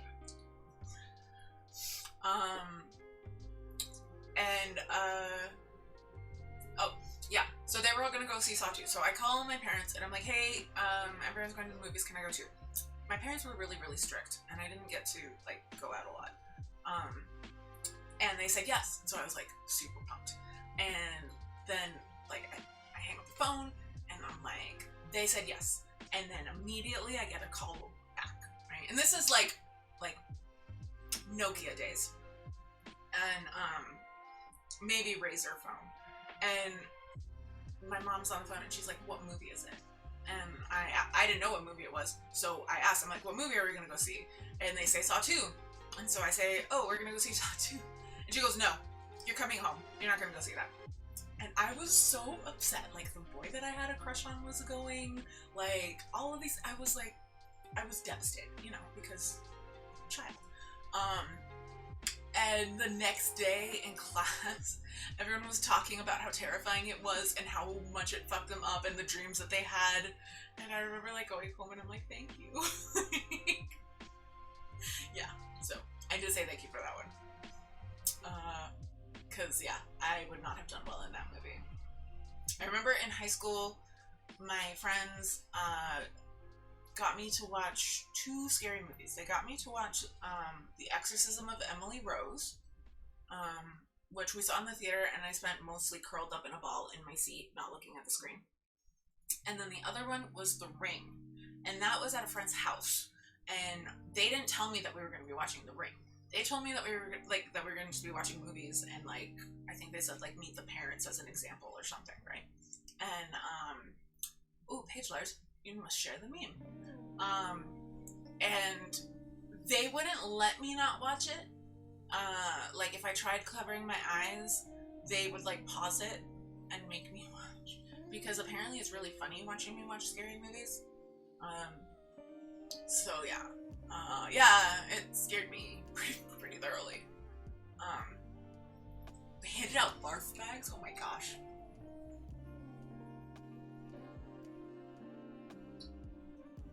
I prefer my horror movies to be, like, have the horror be an implication rather than just, like, we're gonna gross you out with some stuff that looks gross. Like, okay, yeah, that's fucking easy. Whatever.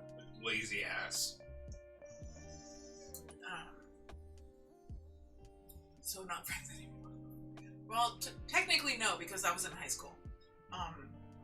But we lasted a couple more years at least. But it was pre-internet and it was real life death footage. People would get sick watching people explode and shit. I know. At the time I kind of got mad. But then, like, later on it became funny, you know? Final Destination. Final Destination, the first one, is one of the few horror movies that I really like. I really like the first one. I think it's really clever. I tried watching the second one and I hated it, and so I didn't watch any of the other ones. There are scenes that I can't watch in it, obviously, but I know when they're coming, so I can just look away. Some people still have friends from high school. I have some still from elementary school. Yeah, I remember, like, I mentioned to Brian when I was doing the research on the West Memphis 3, I was like, I think it's really sad that, like, Damien and Jason's friendship, like, got ruined by this thing, because it looked like they had a really good supportive friendship. And Brian's like, yeah, but, like, they wouldn't be friends now anyway, and, well, you don't know that. And apparently, he's not aware of the fact that you can still be friends with people from high school. I just said, like, I don't know anyone who is still friends with anyone from high school except you, apparently. Yeah. I'm weird, I guess.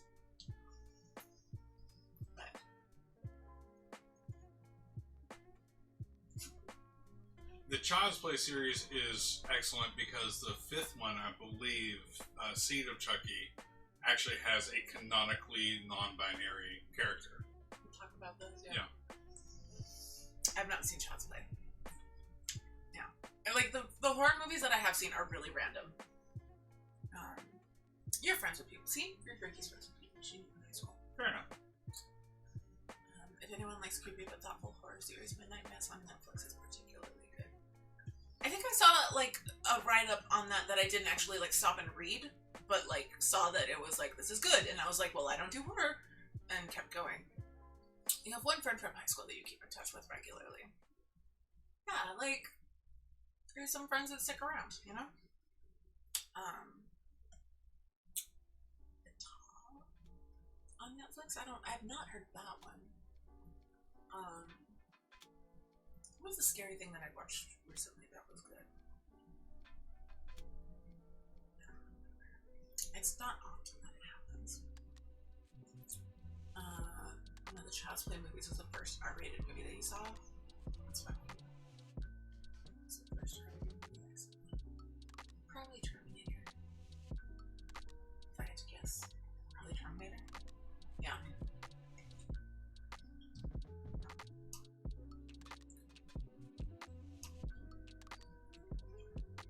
You're on Facebook, so I guess I still have high school friends. That's funny.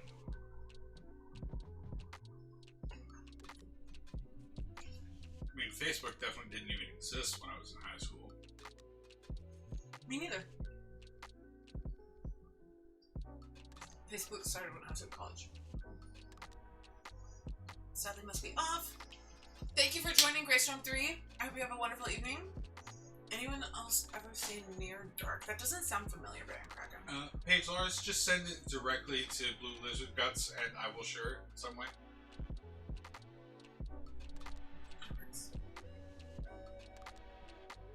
Oh, yeah, it's Caramel Cone. And Human Centipede. Apparently. What?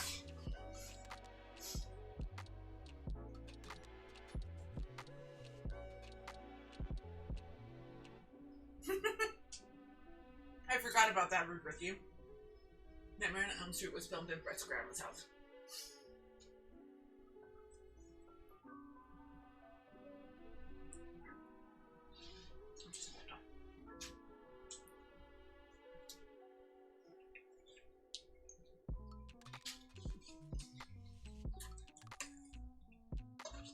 Oh, I have heard of that, Baron Kraken.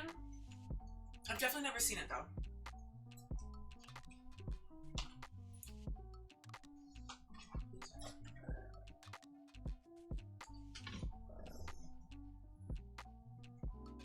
Bill Paxton as a vampire?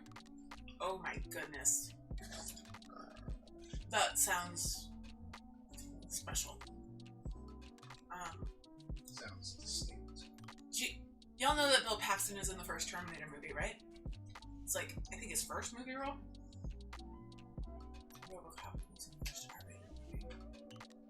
RoboCop is very sadly, like, underrated. Mm-hmm. Yeah. He's one of the punks. He has a tire mark on his face. It's so silly. Anytime I see anyone chew ice cream, it blows my mind. It seems so strange to me. Well, there's pieces of cone in there.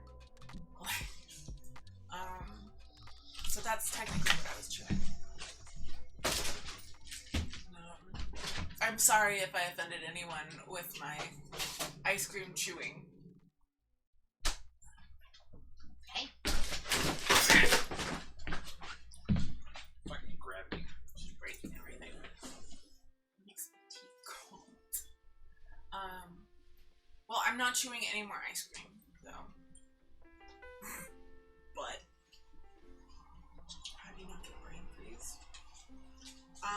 I would only get brain freeze if I'm chewing with like my front teeth. I'm chewing with my molars. I have to suck away all the ice cream like I lost my chin. Andrews and then chew on the bits. That's so funny. He was in the Streets of Fire before Terminator. Okay, I wasn't sure on the chronology. Wow, my brain did not want me to say that word. I get brain freeze watching people bite ice blocks. Yeah, that shouldn't be a thing that happens.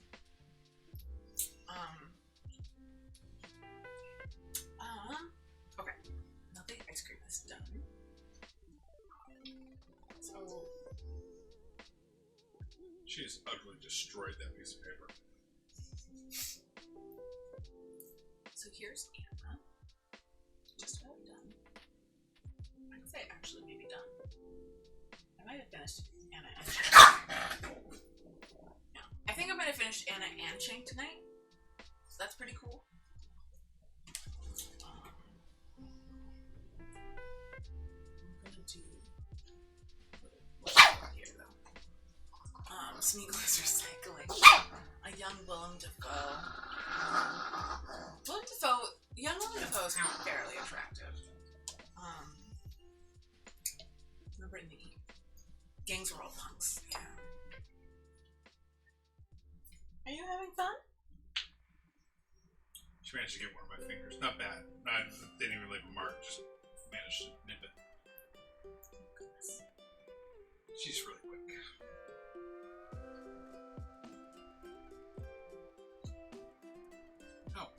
Send it to your Instagram. Hold on, I'll see if I can look at it.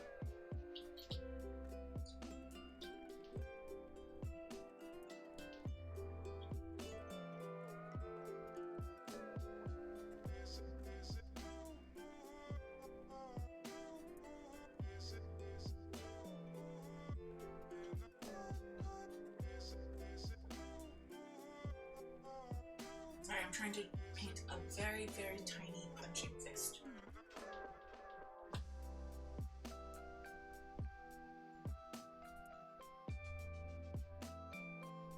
It's taking a little concentration than I anticipated. Can I see your phone? No.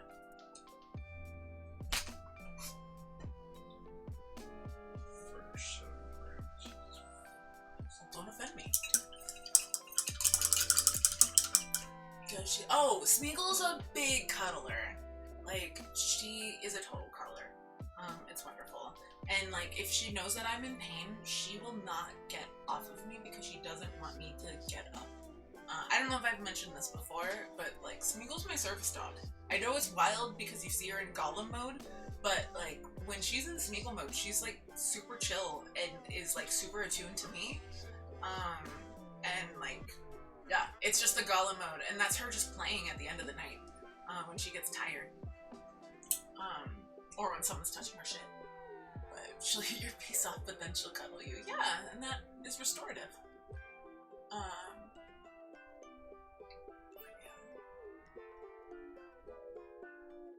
So you don't go out after 11. Cause that's Gremlins, yeah. I mean, we'll be out if we saw a show that night or something, you know? God damn it. Am I picking that up from you? I'm sorry. Yeah. But yeah, she's like... Where is it? It's there. Gremlins 2 is just... I've heard that it's fun. How is Smeagol the other puppet? She's good. If they are bigger than her, she wants them to know that she's actually bigger than them. So she will try to intimidate them a little bit by, like, kind of, like, getting up in their face. But other than that, yeah, she's good with them. Not super sociable with them. She mostly just wants to chill with me.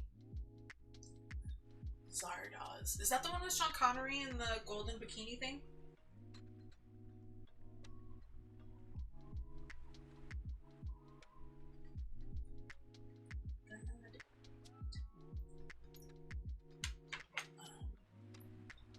Yeah. Sean Connery looks gorgeous in that movie. Not as gorgeous as he does in Darby O'Gill, but...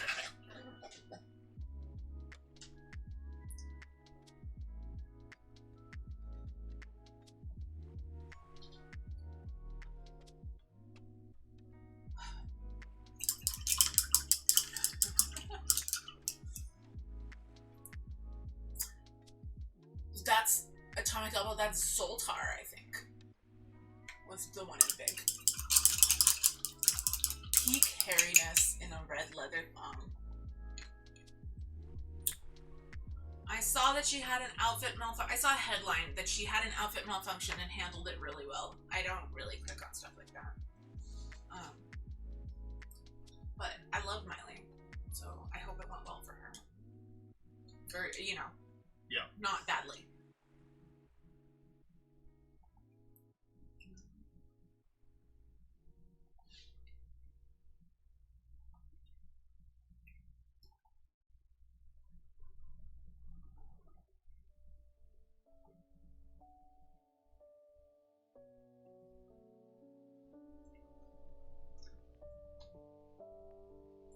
Miley Cyrus's music is super legit, by the way, in case anyone here is not aware.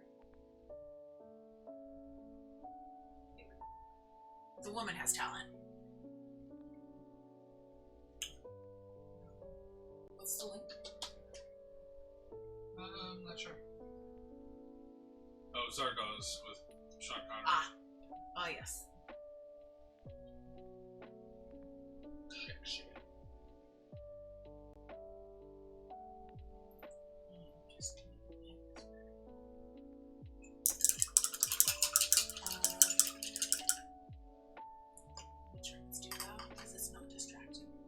Good, I'm glad that it's not distracting.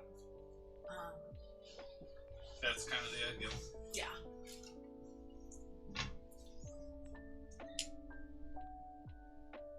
So this was the meme that Paige Lars sent you. Where? Oh. It's true. That's a fact. Share it or not? Yeah, go ahead. Okay. So there's the meme Paige Lars sent. So it's Julius Caesar's fault. Yep. Fuck you, Julius Caesar. He's just staying on the shitters list now. No more shatters list. He murdered Lenny.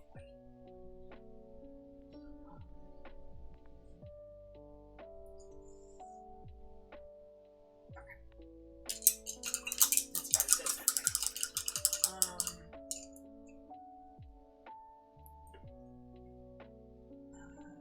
I've not seen that movie, but I am very much aware of its existence.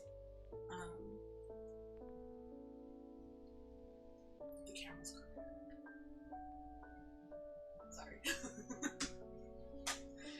Is that anyone else noticing that? If no one else is noticing that, then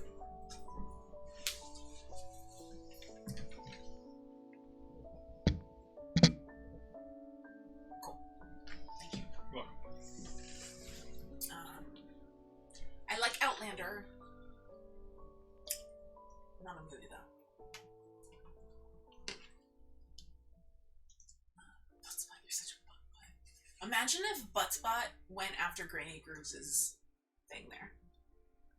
Like, it would be Buttspot, but such a butt. Miley Cyrus does the best covers. Oh my gosh. She has a cover of Jolene. Dolly Parton's her godmother, by the way. She has a cover of Jolene that is like the thing that made me decide I loved her. She's great. Mina made it sound like it was her fault for the divorce with Liam, but she actually quit drinking and going out, and Liam started going out and used to go to counseling. Yeah. Yeah. That whole thing was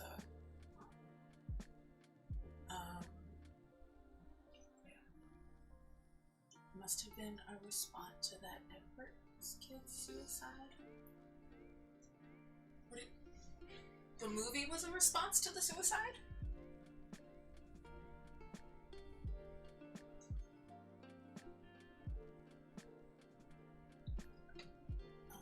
The Satanic Panic. I really need to do like a thing where I actually talk about the Satanic Panic. Shit's wild. And Satanic Panic is why the West Memphis 3 happened, why a lot of people's lives got ruined. And it's so ridiculous now looking at it, like from our perspectives. Like, how could anyone have thought all this? But that's what a panic is. There's a podcast that I have, like, mentioned on here multiple times, called You're Wrong About. And one of the hosts is, like, writing a book about the Satanic Panic, and so they've done some really good episodes on it.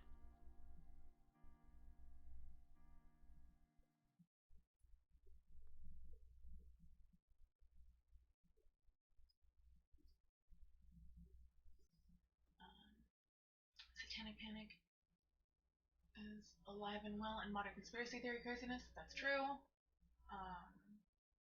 Satanic Panic is why Dungeons and Dragons temporarily had to remove mentions of devils and demons. Yep. I haven't seen Suspiria in about 15 years, and it keeps popping up for me on multiple. I've never heard of that, Rubricky. What is that?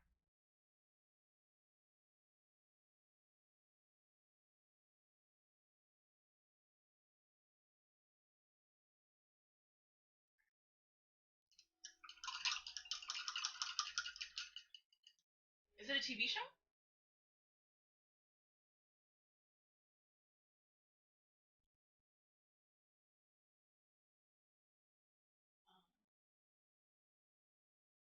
But, okay, let me explain what the Satanic Panic is in, like, a really brief way. Okay, yes, please. It's weird because it looks like the Satanic Temple is basically the antidote of much of America's problems. Yeah. That's why I joined it. That's why I'm part of the Satanic Temple now. There... Is the flag still out here? Yeah, here it is. So here's... I'm gonna hang this up eventually. But it's the 7 tenets of the Satanic Temple. So here's the 7 fundamental tenets. One should strive to act with compassion and empathy towards all creatures in accordance with reason. The struggle for justice is an ongoing and necessary pursuit that should prevail over laws and institutions. One's body is inviolable, subject to one's own will alone. The freedoms of others should be respected, including the freedom to offend. To willfully and unjustly encroach upon the freedoms of another is to forego one's own. Beliefs should conform to one's best scientific understanding of the world. One should take care never to distort scientific facts to fit one's beliefs. People are fallible. If one makes a mistake, one should do one's best to rectify it and resolve any harm that might have been caused. And the last one, every tenet is a guiding principle designed to inspire nobility in action and thought. The spirit of compassion, wisdom, and justice should always prevail over the written or spoken word. But yeah, so that's what the Satanic Temple is. Ooh, spooky.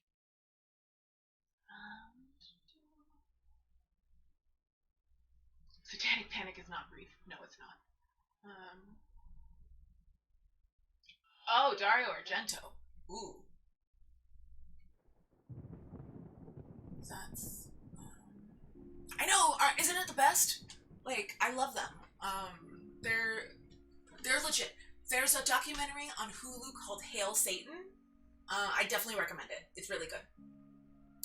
And it's about the Satanic Temple and why it started and what they do and who they are. It's really good. Tax-free institution. So one of the things that they do is, like, they're like, we're a religion, we're a church, so you have to give us all of the same rights that you give other churches and religions. So they are tax exempt. There were a bunch of Christians wanting to start an after-school, like, Christianity program for public schools, and the government was letting them, and so the Satanic Temple was like, oh, you're letting religions do after-school programs for kids? Cool. And so they, like, started their own program where there are coloring books about bodily autonomy and being true to yourself and, like, all of these things that, you know, Christians should be teaching. And so the Christian after-school programs don't exist anymore. They wanted to install a giant statue of the Ten Commandments, so the Satanic Temple was like, cool, so you're going to install this giant statue of Baphomet, right? Because it's on government grounds.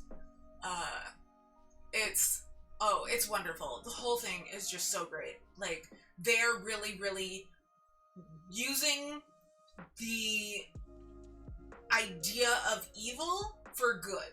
Like, the fear of evil for good, rather. Like, because people only read it as evil, even though they're only doing good stuff. Yeah, they troll Christians. They are really big on teaching consent. I love how good they are. And they're the ones fighting Texas abortion laws, yeah. They have a whole thing where, like, part of our religion is access to abortion. So you have to provide access to abortion to any of our members. And it's like an actual, like, thing that should be legally protected. And it's because part of it is, like, there's an actual thing that you go through where the night before getting the abortion or the day of the abortion, like, you have to look in the mirror and you have to read the 7 fundamental tenets to yourself and, like, repeat something about bodily autonomy. I can't remember the exact thing, but they have a whole thing, and it's like, so you have to provide abortion because it's part of our religion. So,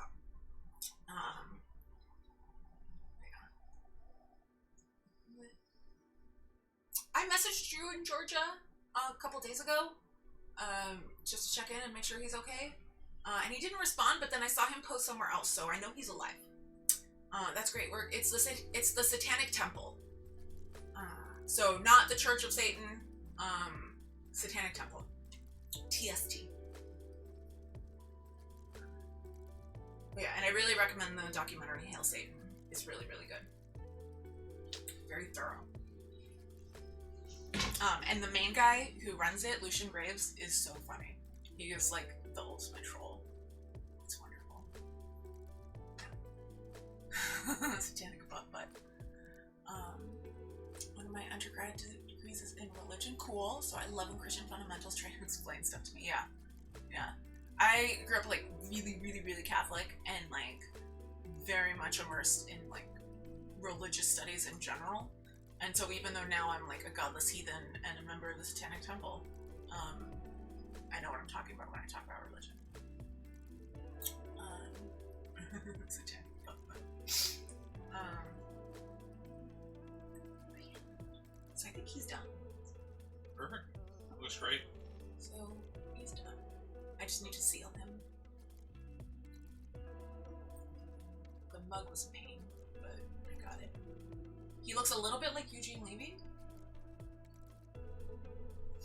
Yeah, a little bit.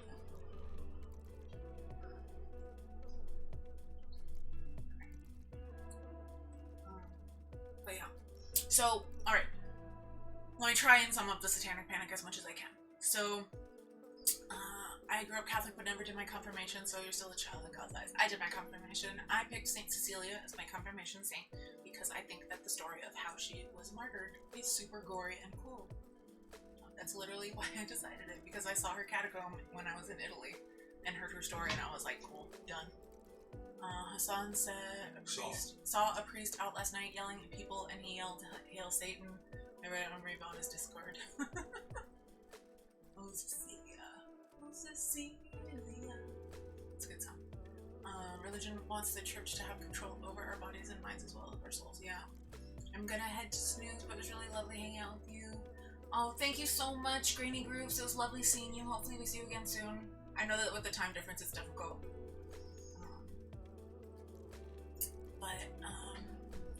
Alright. Satanic Panic. Granny Grooves, were you the one who didn't know? Because if you don't know, then I will just hold off on explaining. If everyone else knows. But if anyone else wants to, I can talk about it. Okay, story time.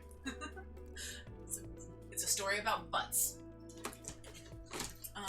Alright, so the Satanic Panic happened because of a lot of things.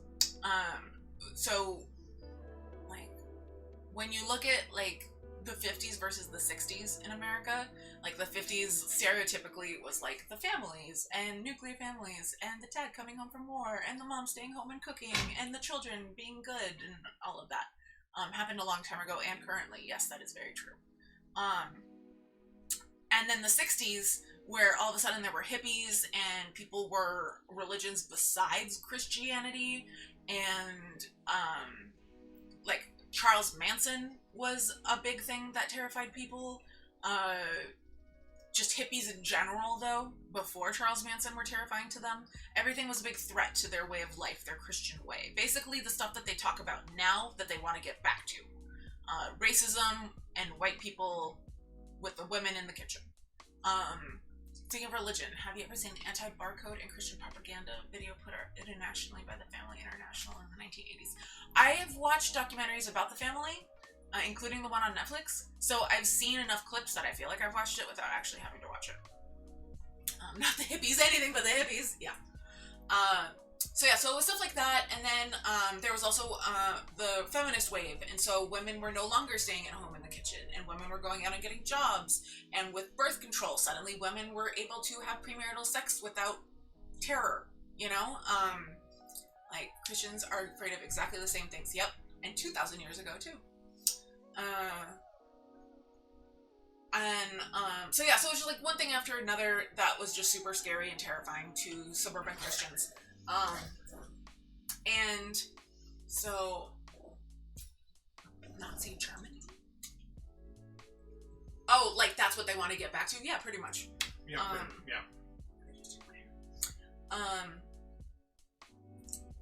So a culmination of all these things led to there being a satanic panic that started in the 80s and then progressed through the 90s, and you can say that it's still going on now, but I think it officially ended in the 90s.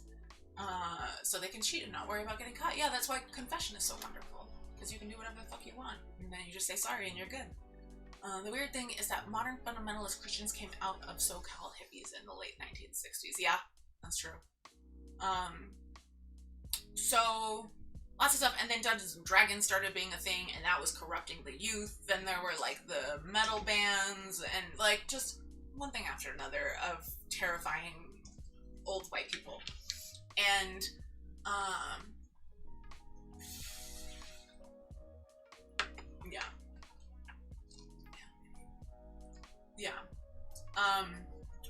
so basically all of a sudden, like, people start, so then the thing that really got it started was this book that came out called Michelle Remembers.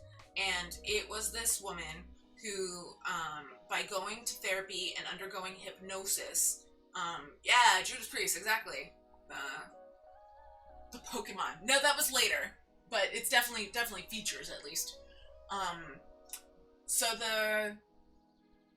the book basically was this woman who like recovered memories of being abused by a cult of Satanists as a child.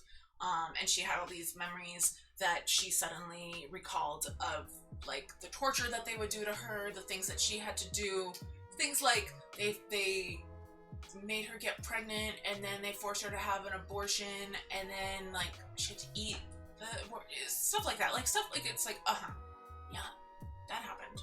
You know, all of it is total bullshit. On top of that, the therapist that she went to who was helping her was also her co-author, and like they would go on tour together and do talks, and they were also married. So, you know, that's cool ethics right from the start.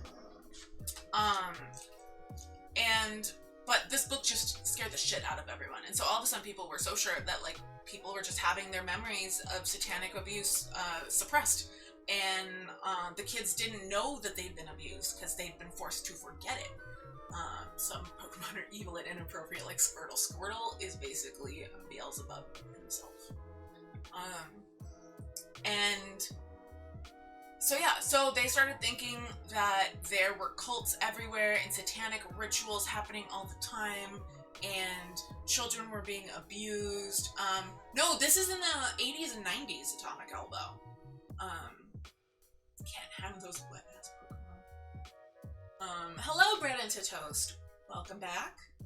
I know it was false, but part of it sounded like being punished for breaking parents' rules. I mean, definitely that, yeah.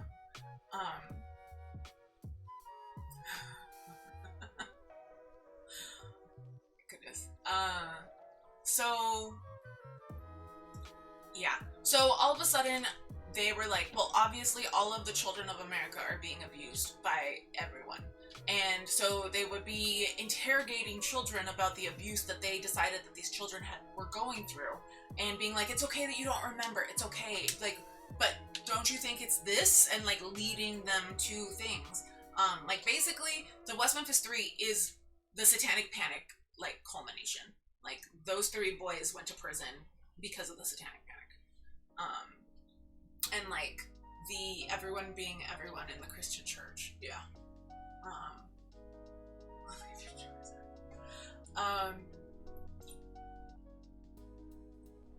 So yeah, so things like the guy who was totally obsessed with Damien Eccles and would like stalk him, he and his like assistant dude, Steve Jones, they would drive around at night around West Memphis, this tiny town in Arkansas, because they were absolutely sure that there were Satanists having orgies and rituals in the forest.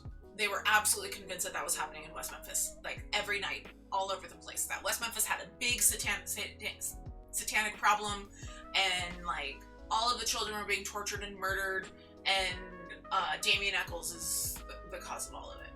Like that was logical. And if you look at like the training videos, the Heaven's Gate website is still up in 2022. Not a shock. They were looking for Satanists, so a lynch mob. Basically, yeah, they were trying to find. That's what happened to Damien and Jason and Jesse. They basically had a lynch mob come after them because they were so scared of Satanists and they needed a scapegoat. And they were like, these 3 children are weird. They had nothing better to do, no crimes to solve. Oh, it's archived. Boo.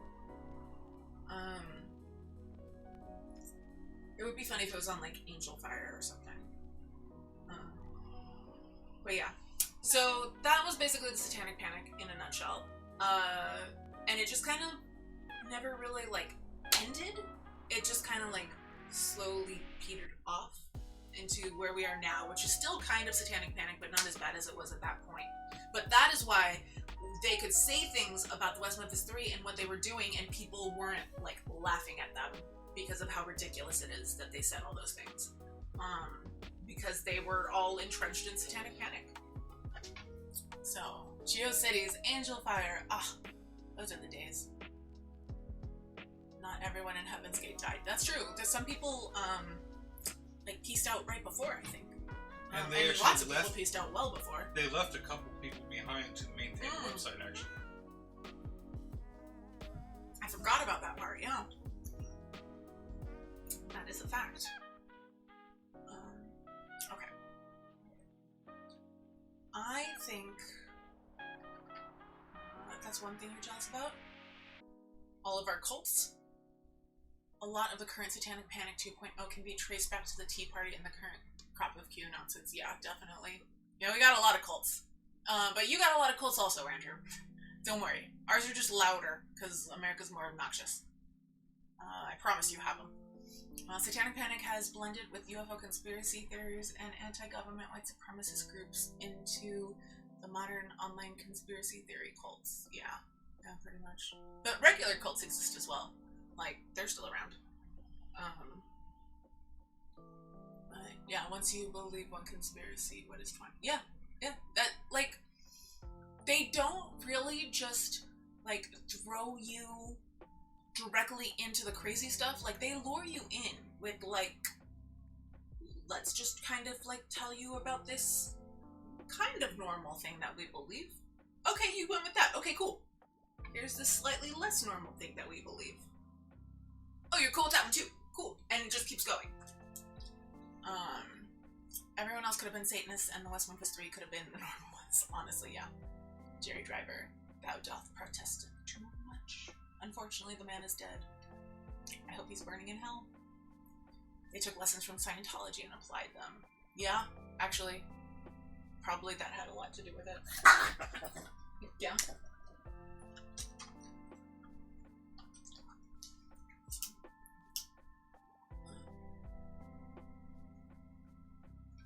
Oh. You want unplugged it. I need this.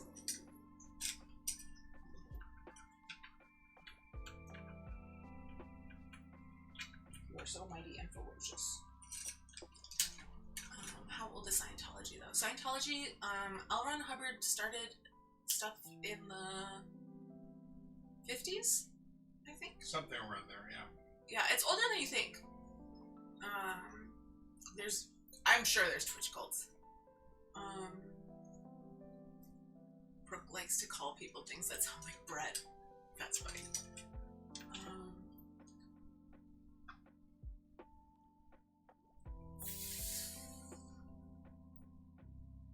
Yeah, L. Ron Hubbard started, I think, like right after World War II. I could be wrong, but I'm pretty sure. I think Brian's checking. Pretty much 1950. Hey! I'm so good at things. I had the same thought, Aximom. Buttspot really missed out there. But yeah, May 1950 is when it was published. So, Scientology is a wild story. Like, it might be beyond my storytelling abilities, honestly. But I could definitely recommend sources if you're interested in learning more. Hassan definitely has a cult. Like, they even have a title for themselves. What are they, like Hassan heads or something like that?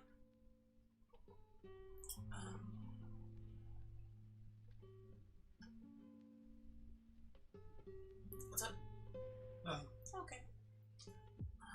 She's kind of obsessed with him and vice versa, and they are adorable. Wait. Who's obsessed with who? No idea who that is. He's a Twitch streamer. He used to be on TYT.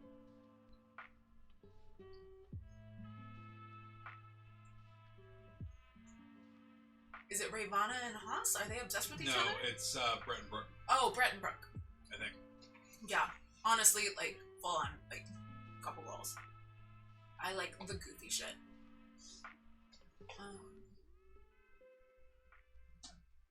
Fucking bread into toast. I ship it.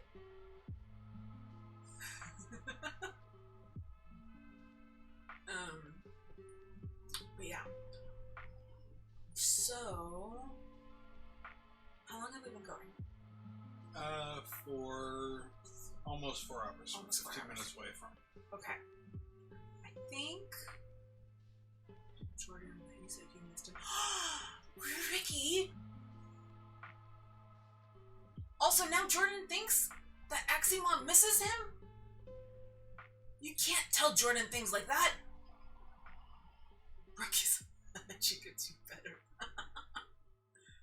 That weird church that requires you to have an AR-15. The Church of the Iron Rod is fucking weird. Ooh. I don't like any of that sentence. But I think I'm gonna wrap up. So this coming week, Holly's gonna be joining us, and she's gonna be teaching us stuff about Japanese baseball and something about Japan and anime. So that'll be the theme this week. So definitely keep an eye out for that and join on Tuesday and Thursday. We do have some stuff involving my job situation that may shift things. So definitely for the next, like, I don't know, 2-3 weeks, double check the schedule.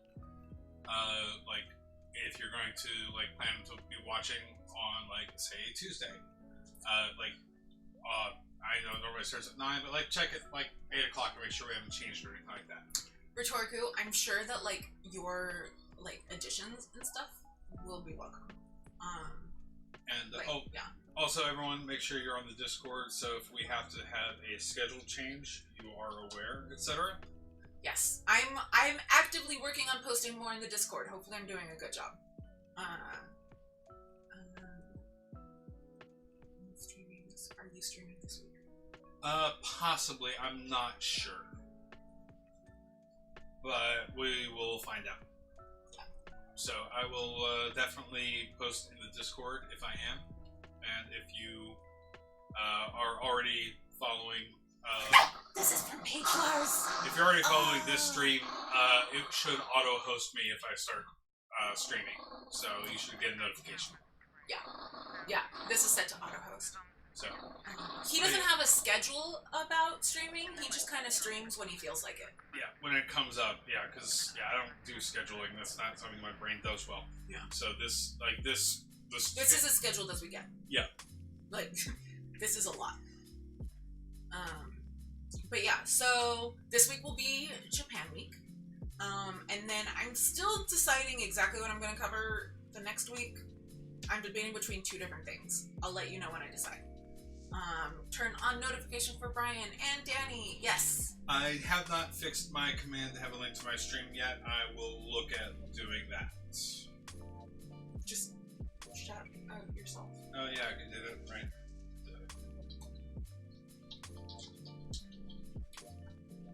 There you go. Perfect. And yeah, so we'll be here Tuesday and Thursday. And thank you all so much. And thank you for being so welcoming for Holly.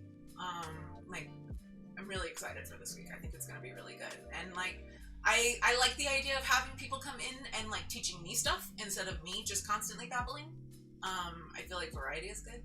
Yeah. So hopefully that works. Aw, Axie Mom. That's so sweet. I love that so much. Thank you. Yeah, join the Discord. And then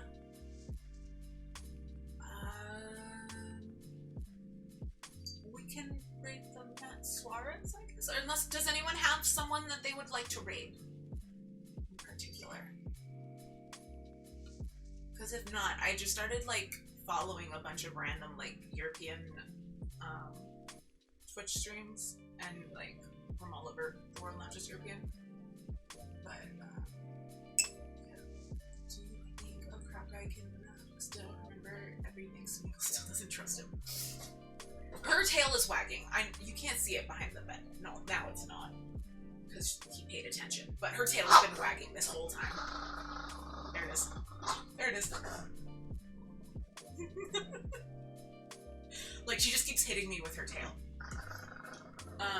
Yeah. The songry. Oh yeah, the songry was good. Yeah. Want to do that? Sure. Okay. I know, Smeagol's the best. What are you doing? Are you trying to eat the paper? We're not doing that. We're not eating the paper. You weirdo. Alright. Is that correct? Oh, is that the correct handle or is it the songry?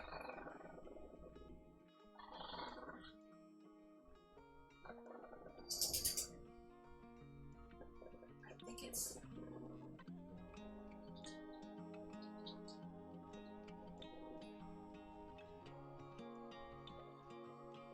So yeah, I think it's the songry. Okay, that is incorrect.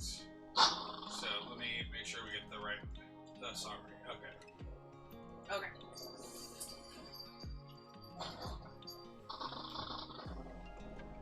Okay. So thank you, everyone. We are heading over to the songery. I hope you enjoyed tonight. It was really fun and all over the place. All right. See you on Tuesday.